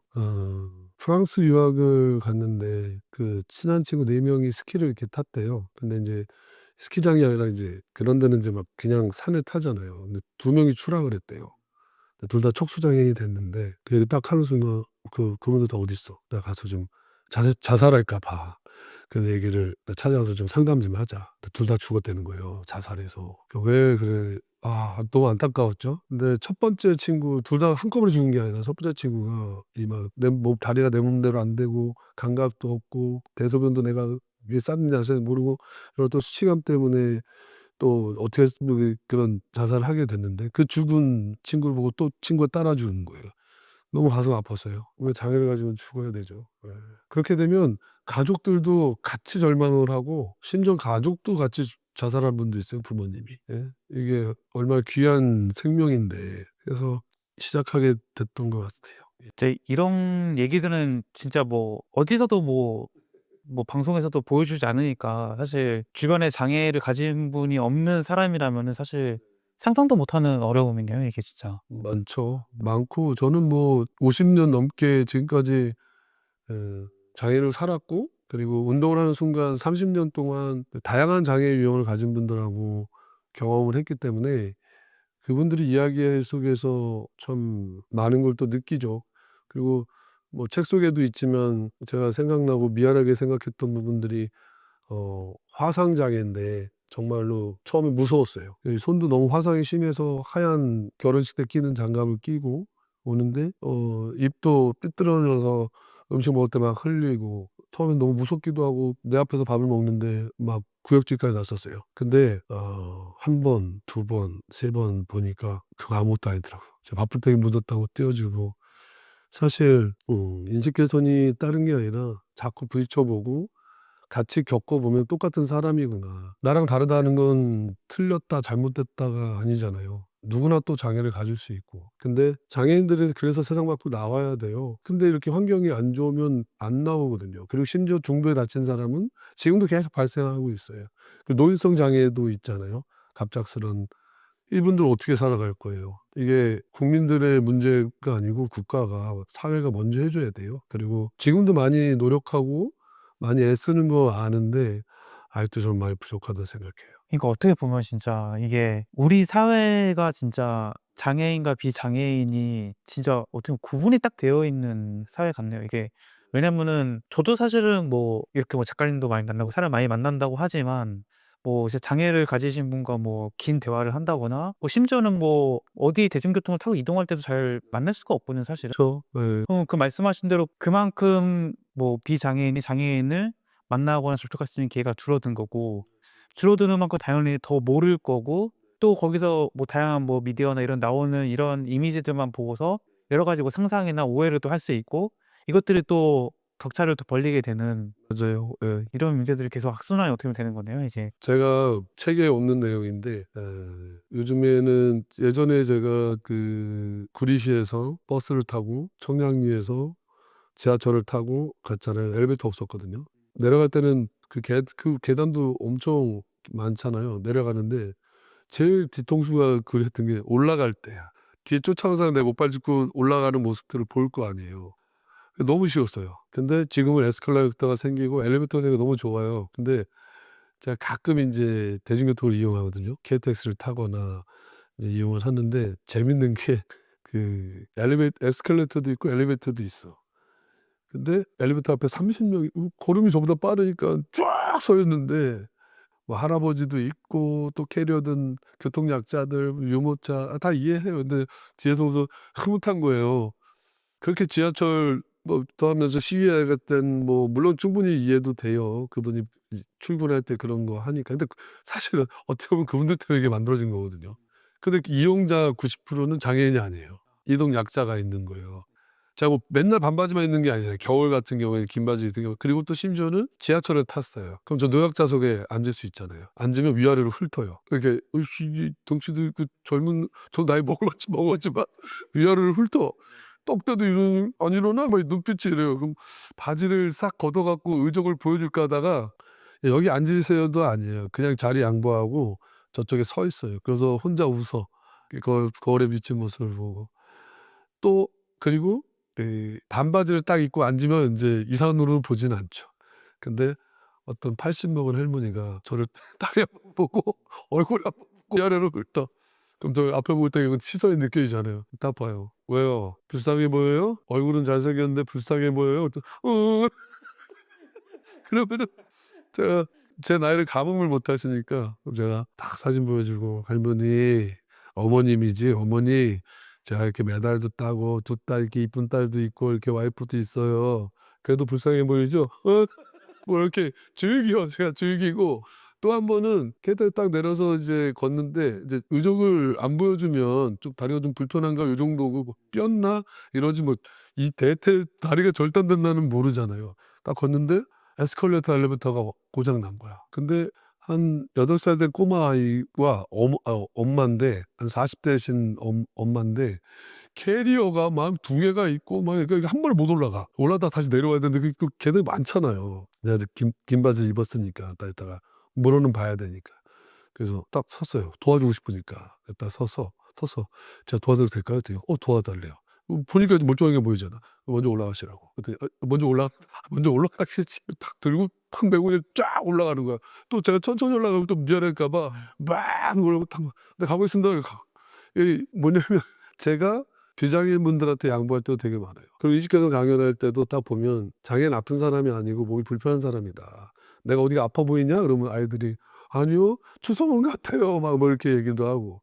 그러니까 장애인들 볼 때 아픈 사람이니까 무조건 도와줘야 되고 무조건 보호해 줘야 되고 이런 생각을 안 했으면 좋겠다. 장애인들도 스스로 할 수 있는 건 스스로 하기를 원한다. 그리고 도와줄 때 꼭 물어보고 도와줘라. 뭐 이렇게 얘기를 7 년째 하고 있습니다.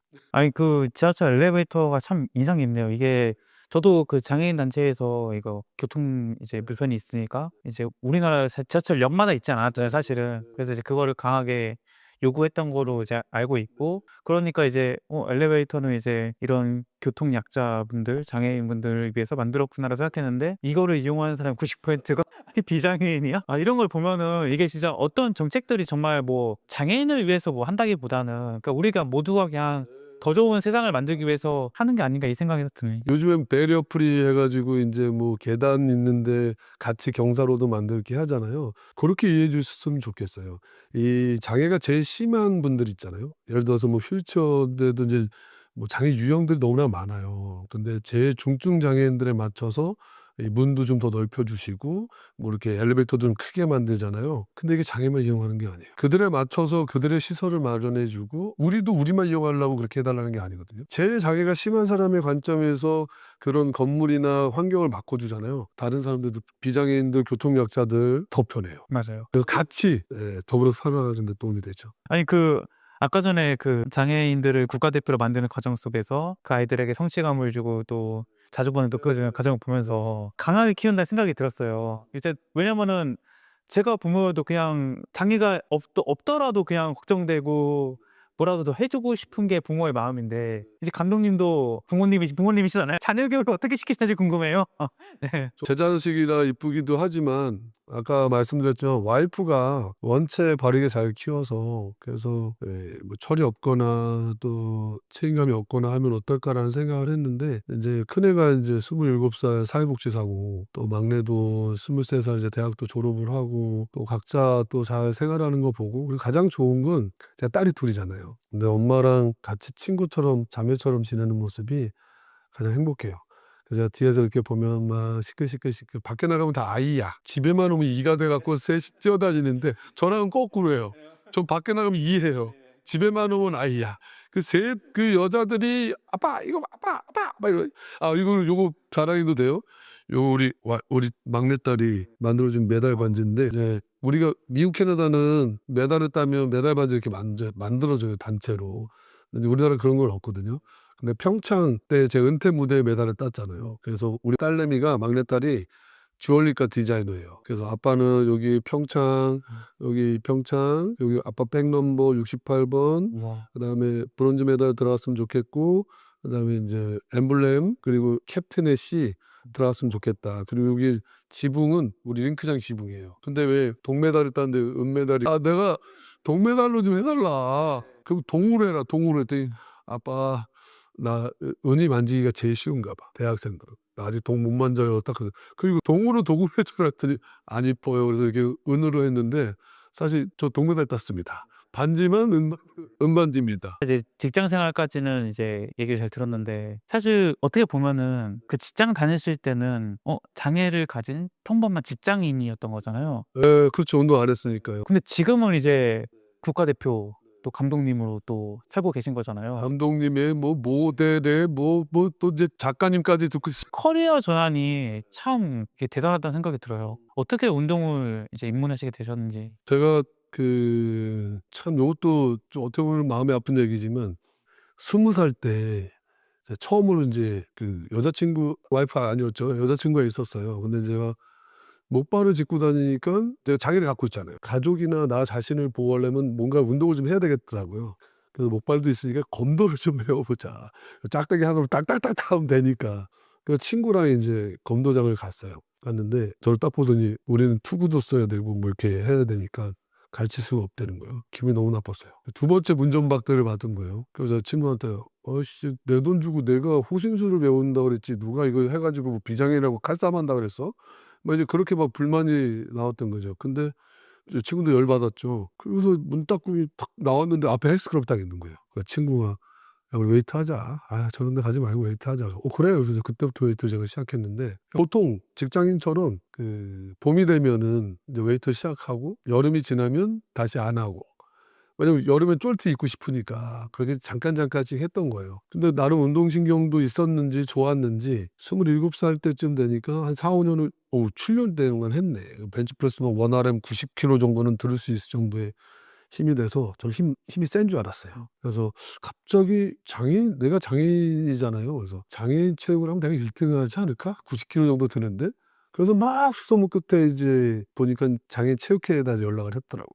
웨이트를 했다 그랬더니 역도를 소개시켜 줬는데 장애인 역도는 벤치프레스 대회예요. 파워리프팅이라고 이제 비장애인인데도 그 종목이 있는데 거기 소개시켜 준 거예요. 그래서 이제 어깨 탁 해서 전화를 딱 해서 국가대표 감독님을 소개시켜 주더라고요. 전화를 딱 모레네야 또 전화를 했어요. 이제 몇 살이냐고 27살이라고 그랬더니 너무 좋아하는 거예요. 그래서 저는 몇 킬로 되냐요. 그래서 90kg 되니까 그냥 그러냐고 그냥 쿨하게 지나가길래 그런가 보다 해서 갔는데 국가대표 감독이니까 이제 장애인 선수도 있을 줄 알았어요. 근데 없어요. 저만 6개월 동안 선수들이 안 오는 거예요. 보니까 이분들이 어마어마한 사람들이었더라고요. 올림픽 4관왕.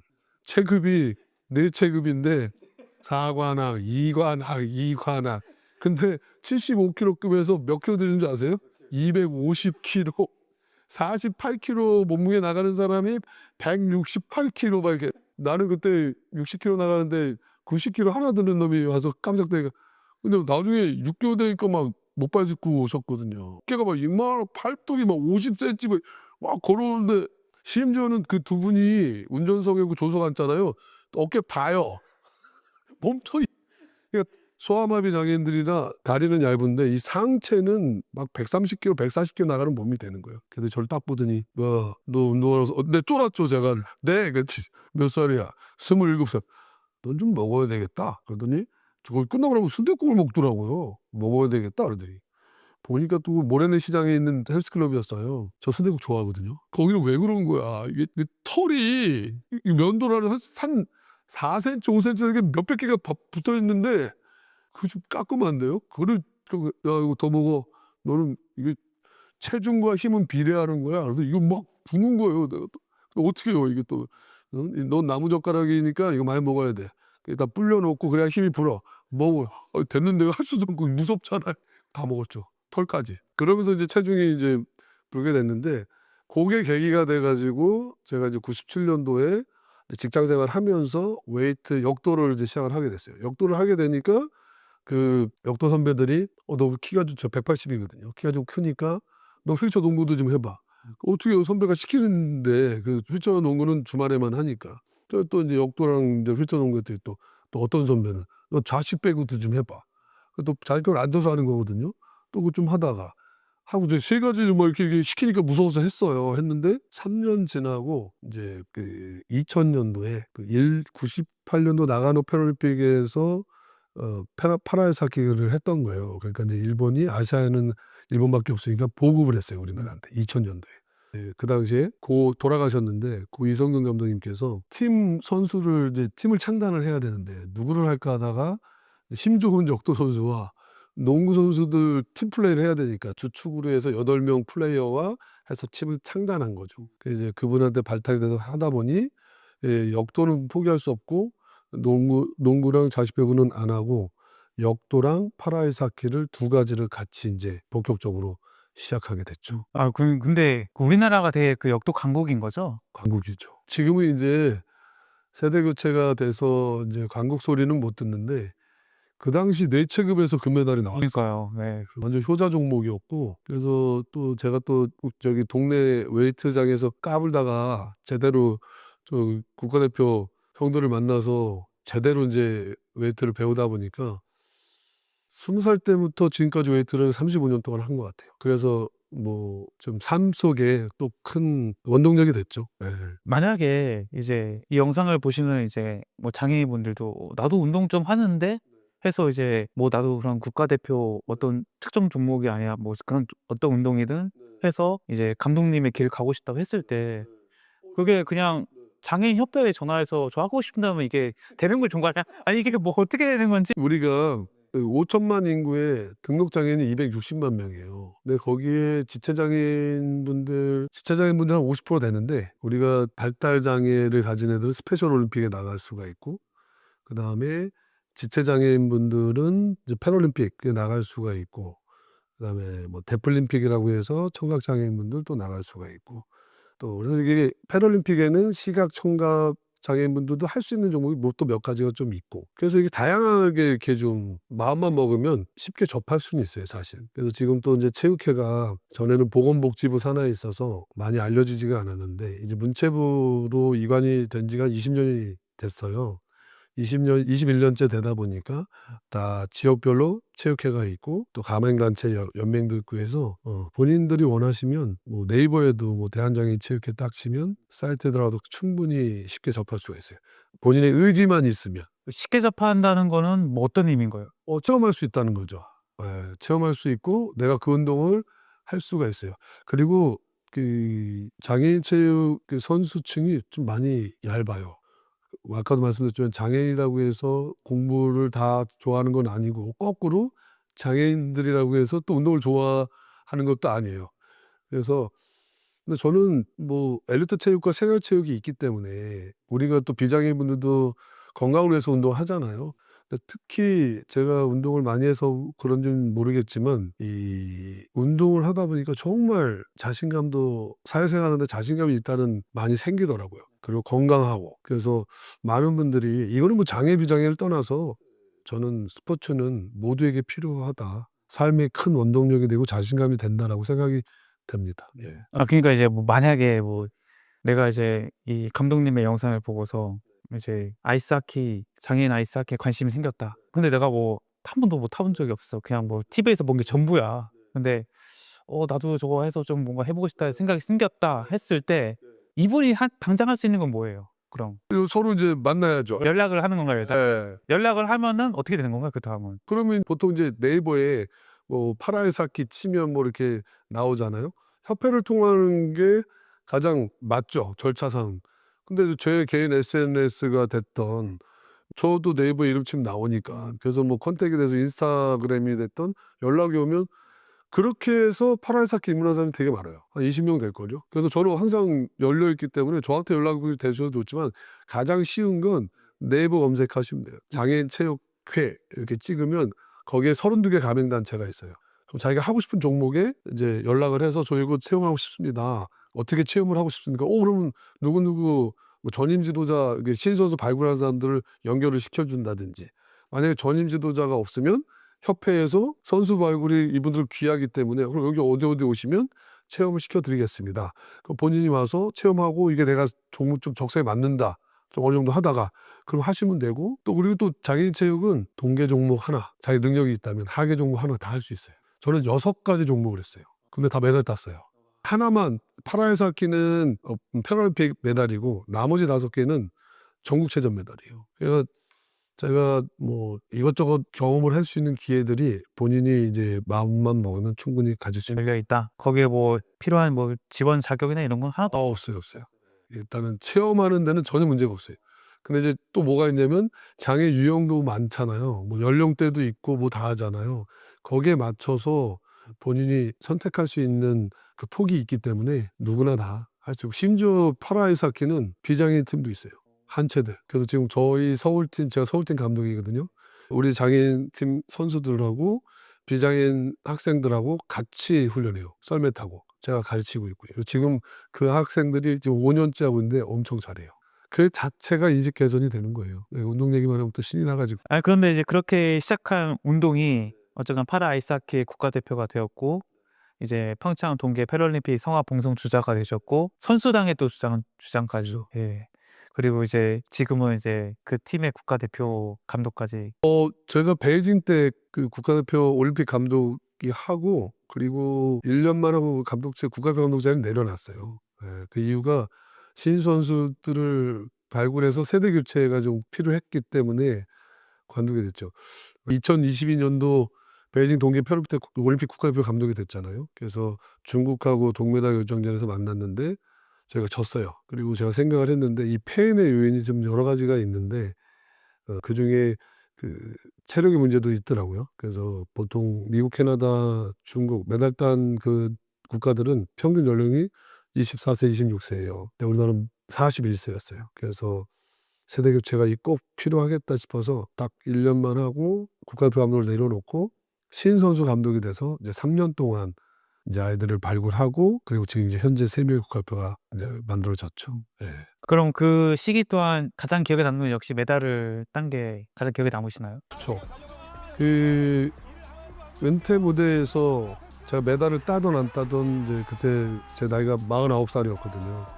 나는 무조건 메달을 따든 안 따든 나는 은퇴할 거야라는 생각을 가졌었는데 그 은퇴 무대에서 꿈의 무대에서 동메달을 따게 되니 너무 기뻤죠, 사실.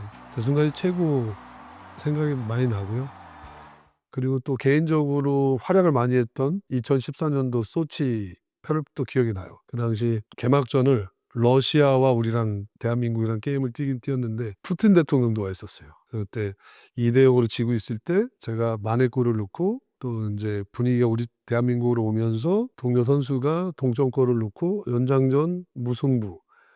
그래서 슛아웃까지 갔는데 3명의 주자가 2대2 비기고 제가 4번째 주자였어요. 그때 이제 제가 넣으면 역전으로 이기는 건데 그때 제가 또 넣었죠. 그 순간이 개인적으로는 가장 빛났던 순간이라 또 기억에 남고요. 저는 그 성화봉송 이제 하시는 것들 책을 다 읽고 나서 찾아봤단 말이에요. 네. 이제 검색하니까 나오긴 나오더라고요. 그 딱 장면이. 그래서 이제 그 계단을 이제 한 발짝 한 발짝 이제 올라가는 그 장면에서 아나운서라고 해야 될까요? 그 해설자분이 이제 감독님의 이제 어떤 사람이다라고 쭉 소개를 하고 이제 그 올라가서 또 손을 흔드시고 네. 하는 걸 봤는데 뭐 거기서 조금 뭐 기억나거나 그 수많은 사람들의 어떻게 보면 전 세계 사람들이 보는 거잖아요. 어떠셨어요 그때 감정이? 요 얘기하기 전에 6개월 전에 그 개폐식 제작 단장이 저한테 연락이 왔어요. 한민수 선수를 성화 점화 주자로 추천하고 싶다고. 봉송 주자가 아니었어요. 네. 점화 주자로. 그래서 그 영광을 그래서 뭐 확실히 될지 안 될지 모르겠지만 추천하겠다 해서 너무 감사하다 그랬죠. 석 달째 되니까 20명의 후보자가 왔었는데 석 달째 되니까 3명의 후보자로 나눠졌는데 저희가 들어가 있는 거예요. 근데 이게 청와대에서 오케이를 해줘야 된대요. 마지막에. 그리고 이제 올림픽 이제 선수촌에 입촌하고 이제 개막식 얼마 안 돼가지고 제가 점화 주자로 이제 저는 됐어요. 그래서 진짜 영광스러웠죠.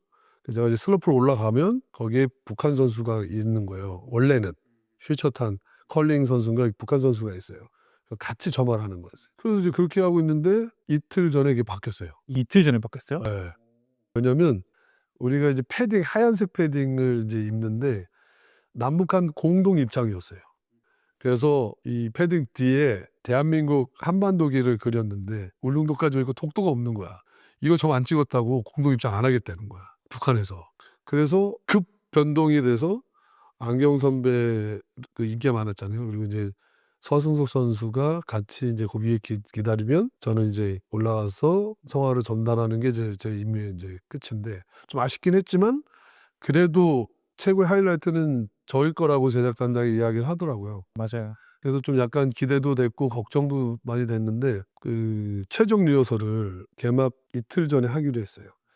근데 그 리허설이니까 거기 스타디움에 6명의 그 성화 전달하는 사람들 그걸 이제 시연을 할 건데 폭설이 내린 거예요. 심지어는 새벽 4시에 한다는 거예요. 왜 새벽 4시에 하냐고. 그 추운데. 그랬더니 이거는 최고의 하이라이트이기 때문에 외부로 유출되면 안 되기 때문에 한다는 거예요. 그래서 제가 사정했어요. 이틀 후가 제 시합인데 새벽 4시에 하면 그거 끝나면 5시 날 새고 아침에 훈련해야 되고 이 스케줄 이 컨디션이 완전히 망친다.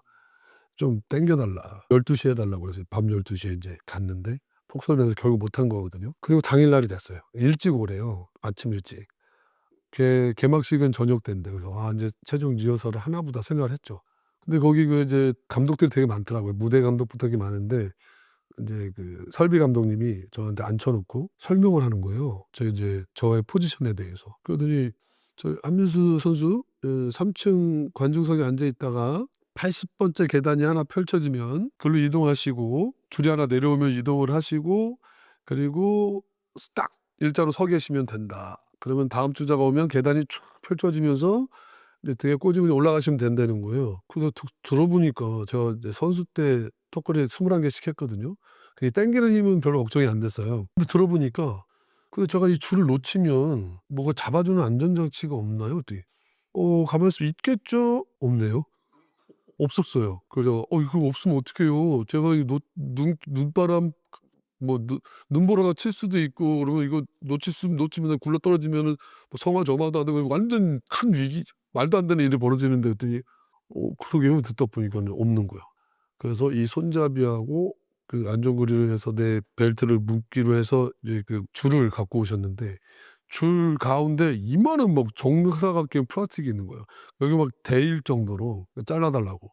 그래서 제가 그걸 요구를 해서 이제 그걸 이제 장착을 했는데 최종 리허설은 없습니다. 구두 설명으로 끝납니다. 딱 그러고 이제 또 너무 당황스러웠죠. 그래서 어찌됐건 이제 그 개막식 시작돼서 저는 이제 뒤로 해가지고 3층 높이로 올라갔는데 관중석들하고 같이 이제 앉았어요. 관중들하고. 그리고 저 반대쪽은 어두워서 사람이 있는 점인지도 안 보였어요. 보이지 않더라고요. 그리고 여기 이제 있는데 이제 저는 이제 인에어라고 여기 그거를 차고 있었는데 마이크는 없어서 들을 수만 있는 거야. 예. 그래서 이제 한민 선수 이동하세요. 그래서 이제 막 이동을 했는데 똑바로 쓰려고 그랬더니 이게 안 서지는 거예요. 대각선으로 이렇게 몸이 왜 그러지? 카메라는 안 잡혔지만 그래서 좀 짜증 났어요. 뭐 방법을 내가 리허설을 안 해보니까 왜 몸이 안 일어나는지. 여기서는 한민 선수 일어나시라고요. 일어나시라고요. 마이크만 있었으면 네가 일어나봐. 이게 너무 어떡하라는 거야. 나보고 리허설도 안 해놓고 왜 안 일어나는지 답을 달라고 막 이런 마음이었어요. 근데 이러다가 뭐 엉거주춤하게 성화봉을 잡을 수도 없는 거고. 그 계단을 주저앉았어요. 왜 안 일어나지는 거야? 딱 쳐다봤더니 이 안전고리 때문에 그렇더라고요. 그래서 풀어버렸어요. 안전고리를 풀고 80번째 계단을 달달달 떨고 있었어요. 근데 정말 기가 막히게 그 타이밍에 딱 도착을 해서 계단이 쭉 펼쳐지면서 이제 그 일을 했는데 또 문제가 뭐냐면 안쪽을 또 걸어야 되잖아. 걸어야 되는데 한 계단만 올라가서 걸면 되는데 이게 계단이 겹쳐진다는 걸 제가 알아가지고 한 계단 올라가다가 이게 겹쳐지면 어떡해. 또 넘어질 수 있잖아요. 막 이게 막 뭔가 많은 생각을 하게 된 거예요. 그래서 그 먼 발치에서 막 이렇게 해가지고 끙끙끙 대다가 이제 걸었어요. 걸었는데 그때 이제 딱 겹쳐졌는데 그때 또 신발을 또 찝은 거야.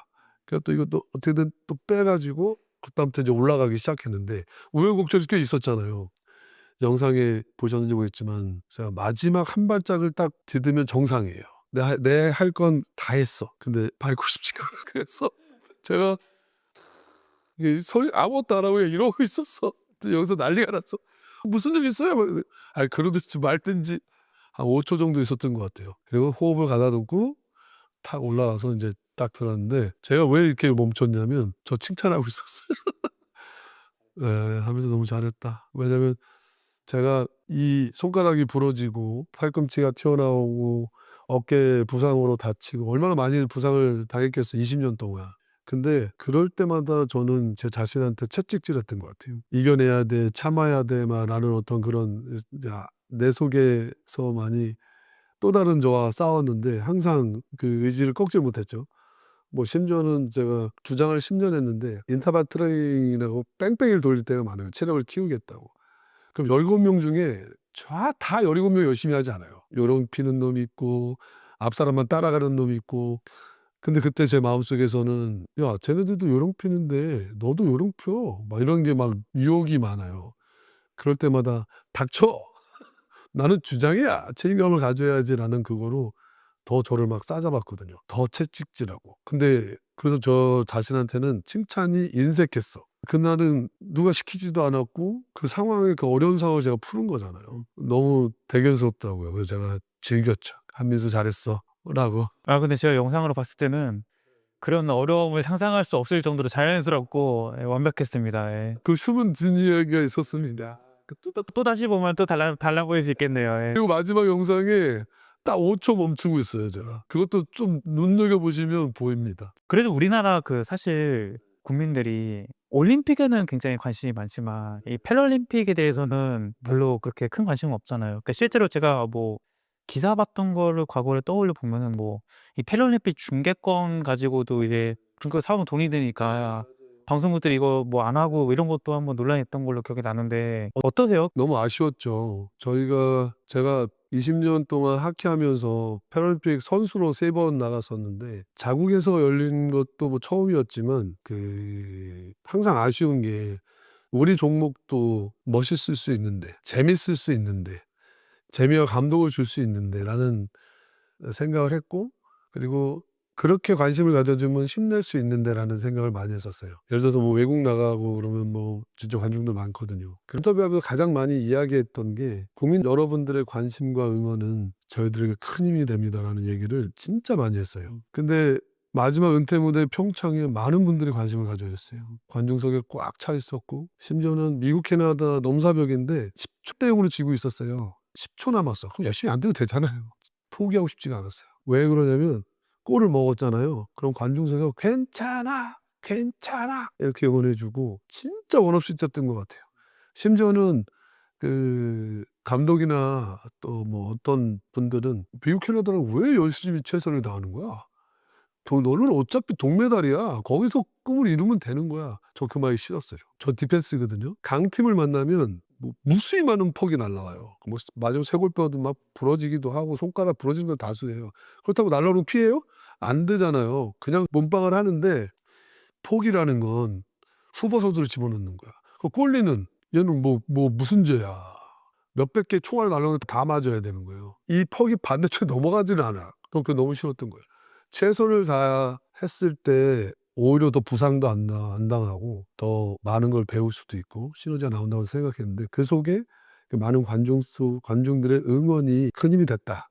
근데 아쉬운 게 있었어요. 자국에서 열리는데도 역시 관심이 이 관중들하고 그다음에 뭐 17개 시도 또 체육회 이분들은 관심을 가졌었지만 방송이 많이 안 나가다 보니까 아쉬움이 있었고 근데 국가가 이런 얘기도 되는지 모르겠지만 그 당시 문재인 정권 때 김정수 여사님이 경기를 많이 와 주셨어요.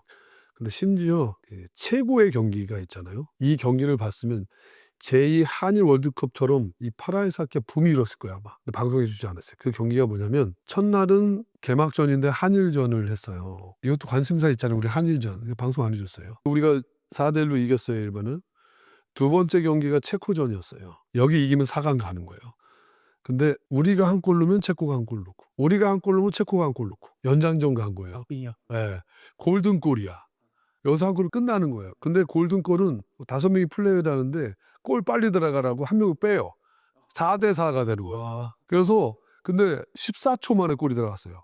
퍽이 딱 떨어지면 우리 편이 뺐어요. 그래서 제가 딱 받았어. 그랬더니 상대가 저를 이제 압박을 들어오는데 이걸 제가 뺏기면 단독되는 거예요. 그래서 제가 근데 우리 선수가 돌아뛰었어요. 딱 잡자마자 보드 패스를 줬어. 근데 이 윙이 잡다 가니까 또 수비가 붙었어. 그러니까 뒤로 또 아이어 패스를 줘서 다른 선수가 잡았어. 근데 아이어 패스 주고 또 뛰어들어간 거야. 근데 얘가 또 다시 또 그 사람을 준 거야. 근데 반대쪽에 뛰어간 거야. 백도어에서 들어갔는데 와 지금도 소름 돋아요. 그때 김정수 여사님도 오셨는데 거기 있는 관중들은 진짜 다 팬이 됐을 거예요. 그리고 인터뷰에서 이렇게 재밌는 경기는 안 보여주고 막 하니까 이제 여사님도 그렇고 이제 압박을 한 거죠. 그다음 경기에 누구지? 미국. 그다음 경기가 어딘지 아세요? 캐나다. 한국이죠, 얘가. 네. 개박살 나는 것만 보여주셔가지고 악플이 많이 달렸어요. 8대0 막 이렇게 치니까 우리 대한민국 너무 못한다. 이 동메달 결정전도 또 보여줬지만 그거를 또 이제 저희가 만회를 했지만 참 아쉬운 게 그 체코전을 보였으면 더 붐이 일었을 거다라는 말씀을 드리고 더 나아가서는 이 방송이 아까 말씀하신 것처럼 지금도 26년 밀라노 동계 올림픽 열리고 있잖아요. 뭐 JTBC가 중거권을 갖고 가면서 하나도 안 나오잖아요. 지금 말 많잖아요. 사실 이거 보여주면 지금은 이제 그렇게 해서 뭐 어떻게 사업이 그렇게 될지 모르지만 우리 패럴림픽은 뭐 중계권 투자도 안 하고 그리고 광고도 안 붙는다라는 이유로 안 보여주는 거예요. 안 보여주니까 관심을 안 갖게 되고 관심을 안 가지니까 활성화가 안 되고 그런 악순환인 거죠. 그렇습니다. 안타깝습니다. 이것 좀 묻고 싶었어요. 네. 그 감독님의 삶에서 장애란 대체 무엇일까? 그러니까 제가 책을 읽고 인터뷰를 좀 해보면은 어떻게 보면 장애를 뭐 받아들여야 된다 뭐 이런 말씀하셨지만 장애를 다 겪으면서 다 극복하시고 장애가 없는 사람보다도 훨씬 더 삶을 행복하고 뭐 자존감 있고 자신감 있게 잘 살고 계신 것 같거든요. 대체 감독님에게 장애라는 게 지금은 어떤 의미가 됐을까가 궁금하긴 했어요. 예. 솔직히 장애에 대한 부분에 대해서 어렸을 때 사춘기도 있었고 부모님 원망한 적도 있었고 저도 죽고 싶을 때도 있었고 그리고 이 어떤 또 성인이 되면서 또 세상의 그 높은 벽을 또 실감하면서 또 먹고 살기 위해서 닥치는 대로 직업에 기초 높다라고 하면서 책임감으로 가장으로서 이렇게 살아왔고 그 중간중간마다 느끼는 그런 어떤 환경 속에서 자괴감도 많이 느꼈고 참 근데 누구도 이렇게 살아라라고 얘기해 줄 사람이 없었던 것 같아요. 제가 이렇게 말씀을 드리냐면 또 운동선수가 되기 전에 말씀을 드린 거지만 운동선수가 되기 전까지는 장애를 뭐 그때는 이겨냈다라고 얘기를 하고 싶네요. 거기에 이렇게 포커스가 맞춰졌지 장애가 어떤 건지는 모르고 살았던 것 같아요. 근데 이제 운동을 하면서 여러 장애 유형의 선수들을 알게 되고 그리고 그들이 살아가는 고충들도 보게 되고 하면서 장애는 불편한 거구나. 그 불편함을 없애주면 장애인으로서도 살만하긴 하네라는 생각을 갖게 됐어요. 무슨 얘기냐면 오늘도 그렇고 어제도 그렇고 뭐 복잡한 건물 좁은 주차장을 가면 비장애인 주차할 공간이 없어서 고생하잖아요. 항상 제자리가 있어요. 많이 좋은 세상이 됐죠. 장애인 주차장 공간이 있으면 제가 그러죠. 야 여긴 대통령도 못 돼. 나만이 될 수 있는 내 자리지 하면서 장애를 살만해. 장애를 살아가는 것도 살만하다라고 생각을 할 때가 있고 내가 장애인이 아니었으면 비장애였으면 어떻게 살았을까라고도 한번 생각해 봐요. 죽었을 것 같아요. 더 지금도 이렇게 운동을 좋아하는데 격투기나 뭐 권투나 이런 거를 좋아했을 것 같고 뭐 축구는 당연히 했을 것 같고 그러다 보면 또 그 어린 나이에 겁나 까불면서 건방지게 살다가 어디 뭐 책의 내용은 없지만 뭐 우리 어렸을 때 뭐 나이트장도 가고 뭐 쌈박질도 하고 그럴 때도 있잖아요. 더 까불면서 살다가 먼저 가지 않았을까라는 생각도 해 보고 그런 생각을 하게 됐는데 어찌 됐건 이제 국가대표로 살아가면서 자존감이 높아가고 나보다 더 심한 장애를 가지면서 힘들어하고 또 나보다 더 잘 살아가는 장애인들을 보면서 그리고 제가 국가대표의 삶과 그리고 메달리스트의 삶과 또 국가대표 감독의 삶과는 또 다른 또 삶이 있더라고요. 더 레벨이 올라가는 느낌도 있고 그럴 때마다 더 겸손하게 살아야 되겠다. 그리고 내가 갖고 있는 이 가치를 선한 영향력을 베풀어야 되겠다. 그리고 국민들이 준 그 세금으로 너무나 많은 특혜를 받았잖아요. 20년 동안. 돌려드려야죠.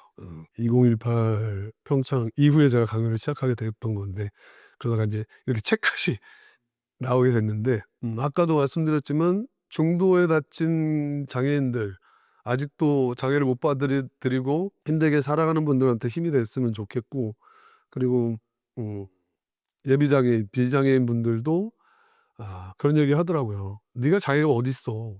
장애인 같지 않아. 나보다 더 건강하고 나보다 더 몸도 좋고 정신적인 장애를 가진 비장애인들 더 많아. 신체는 건강하지만.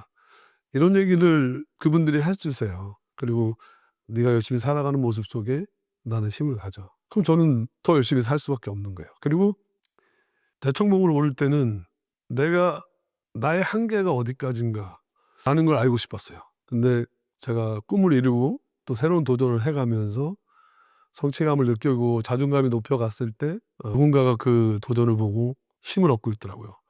오토바이 사고로 절단된 김나윤 씨가 저한테 SNS로 DM을 보냈어요. 바디빌더 출전했을 때 의종을 끼고 당당하게 서 있는 감독님을 보고 나도 도전하게 됐다고. 그래서 제가 또 느꼈죠. 이제 내 도전은 나만의 도전이 아니구나. 그래서 더 도전하면서 겸손하게 살아야 되겠다라는 생각을 했습니다. 근데 누가 알아주길 바라서 이렇게 살았던 건 아닌데 이 책을 내고 강연했을 때보다 더 많은 피드백을 받으니까 더 보람되고 되고 꼭 보상받는 느낌이 드나 봐요. 제가 얘기하다 보니까. 그래서 더 겸손해야지 하는 생각이 든 거고, 제가 아까 이 말씀 드렸는지 모르겠는데 우리 처형 남편이 대장암으로 그런 이야기들, 그리고 제 아는 동생이 형님 책을 읽었는데 그냥 순식간에 읽어버렸어요. 정말 재밌고 꼭 영화 같은 삶 같았어요. 그래서 이제 또 왜 이렇게 또 나를 또 지켜서요. 내가 이제 그런 생각을 가졌는데 진심이더라고요. 그러면서 어떻게 그 많은 그 힘든 이야기들을 다 기억해서 글로 쓰셨냐고. 아무렇지 않게 들었던 얘기인데 갑자기 저도 그런 생각이 들고, 그러게 내가 어떻게 이렇게 다 기억을 했을까 생생하게. 근데 알고 봤더니 힘든 시기들이었더라고요. 누가 인터뷰를 하는데 살아가면서 가장 힘든 시기가 언제냐고 물어보더라고요. 근데 그 질문이 싫었어요. 나 지금 행복한데 왜 자꾸 힘들었던 걸 기억하게 하는지. 솔직히 뭐 책을 쓰긴 했지만 제 성격이 그런가 봐요. 힘든 걸 뭐하러 기억해. 막 그런. 지금 우리 아이들 또 우리 와이프 우리 가족들 뭐 아주 크게 넉넉하진 않지만 서로 보면 격려해주고 응원해주고 세상이 전부잖아요. 사실 뭐 어느 누구도 부럽지 않은 우리 가족인데 왜 힘든 시기를 왜 기억해야 되나. 앞으로 좋은 것만 생각하고 살아가야지. 그리고 또 살다 보면 또 어려움이 닥치면 어떡할 거예요. 그 받아들이고 또 다시 해결하고 살아가야지. 그게 인생인데. 그래서 지난 과거에 대해서 사실 생각하고 싶지 않았거든요. 근데 책을 읽었던 분들이 이렇게 자꾸 이야기해주고 하니까 보상받는 것 같고 보람되고 그다음에 좀 복받친 것 같아요. 저 근데 마지막에 그 감독님 얘기 들으니까 사실 뭐 지금까지 거의 뭐 2시간 넘게 했는데 진짜 한 슈퍼맨처럼 이 사람은 정말 그냥 운동신경이 엄청 뛰어나서 그리고 특유의 그 나천성과 긍정성으로 자신이 가진 장애를 극복한 사람이구나. 이 정도 느낌이었는데 방금 이제 그 뭐 마지막 부분에서 뭐 말씀하신 거 쭉 들으면서 드는 생각이 말씀은 그렇게 하셨지만 그 정말 하나하나는 되게 엄청 힘든 일이잖아요. 디테일하게 들어가 보면은 진짜 뭐 우리가 뭐 진짜 뭐 웃으면서 뭐 못발로 뭐 설악산 올라가고 막 쌀 두 포대 하고 하는 것처럼 얘기했지만 그거를 진짜 하는 건 또 다른 사실 문제인 거고 굉장히 힘든 일인 거잖아요. 네. 그런 노력과 약간 그 감독님의 그 삶이 저도 조금 보였던 것 같아요. 그래서 정말 대단하시다 정말. 네.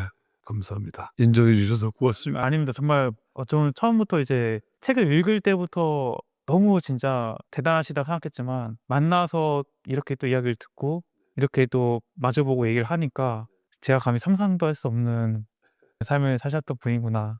저보다 더 훌륭하신 분들도 많고 그리고 더 잘 이겨내시는 분들도 많은데 참 부끄럽다라고 책을 내고 이야기했던 부분들은 사실 그런 거였거든요. 뭐 제가 눈물을 흘리지 말았어야 되는데 정말로 사지 못 쓰시는 분들도 너무 당당하게 자신 있게 사는 분들 되게 많거든요. 근데 갑자기 또 감정적으로 인정해 주고 보상해 주고 하는 느낌이 위로받는 느낌이 들어서 저도 모르게 이렇게 막 복받쳤던 것 같은데, 제가 아까 좀 전에도 말씀드렸지만 저는 꿈의 무대에서 꿈을 이뤘어요. 그리고 또 많은 수혜도 받았고, 그래서 저는 그 어린아이들 중도의 장애를 가진 사람들에게 꿈과 희망을 줘야 되잖아요. 예. 그래서 앞으로도 그런 선한 영향력을 잘 전파하고 또 힘을 실어드리게 살아야죠. 예. 네, 감독님이 아마 하실 일이 많으실 것 같습니다. 지금 장애에 대해서 많이 얘기했지만 사실 뭐 그런 거 한번 여쭤보고 싶어요. 그냥 장애를 겪든 겪지 않든 뭐 살면서 누구나 다 정말 수없이 많은 삶의 어려움을 겪게 되잖아요. 그 어려움이란 게 다 당사자한테는 굉장히 너무 무겁고 힘든 일인 거고 지금 그런 어려움 앞에 서신 분들한테 좀 해주고 싶은 말씀 없으세요? 이거 너무 좀 잔인한 얘기인지 모르겠지만 제가 일단은 긍정적인 마인드를 가지셨으면 좋겠고요. 예. '왜 나한테만 이런 힘든 고통을 주지?'라는 생각을 안 하셨으면 좋겠어요. 모든 사람들에게는 다 그런 비슷비슷한 힘든 시기들이 다 있거든요. 그리고 정말 본인이 힘들 때 뒤를 한번 돌아보셨으면 좋겠어요. 나보다 못한 사람도 더 어려운 시기를 이겨내는 사람들이 분명히 있거든요. 내 기준은 나보다 잘난 사람들을 바라보니까 본인이 초라하고 삶이 불행하게 느낄 수 있거든요. 힘들겠지만 그럴 때일수록 뒤를 돌아보고 나보다 못한 사람들을 어떻게 살아가고 이겨내가는 모습들을 보면서 힘을 내줬으면 좋겠고, 어차피 일은 벌어졌잖아요. 그 순간에서 빨리 이성적으로 생각해서 빨리 정리를 해야죠. 수습을 하고 힘을 내고 살아가셔야죠. 예. 매번 불평불만만 하고 '내 삶은 왜 이럴까.'라는 생각은 안 하셨으면 좋겠어요. 끝으로 이제 구독자분들에게 좀 해주고 싶은 말씀 있으신가요? 일단 성장 읽기 인기 유튜버에 참여할 수 있게 너무 영광이고 너무 감사드리고요. 제 책은 어떤 동정으로 안 바라봐 줬으면 좋겠어요. 예. 저는 자기인식 개선을 멋짐으로 하고 있거든요. 예.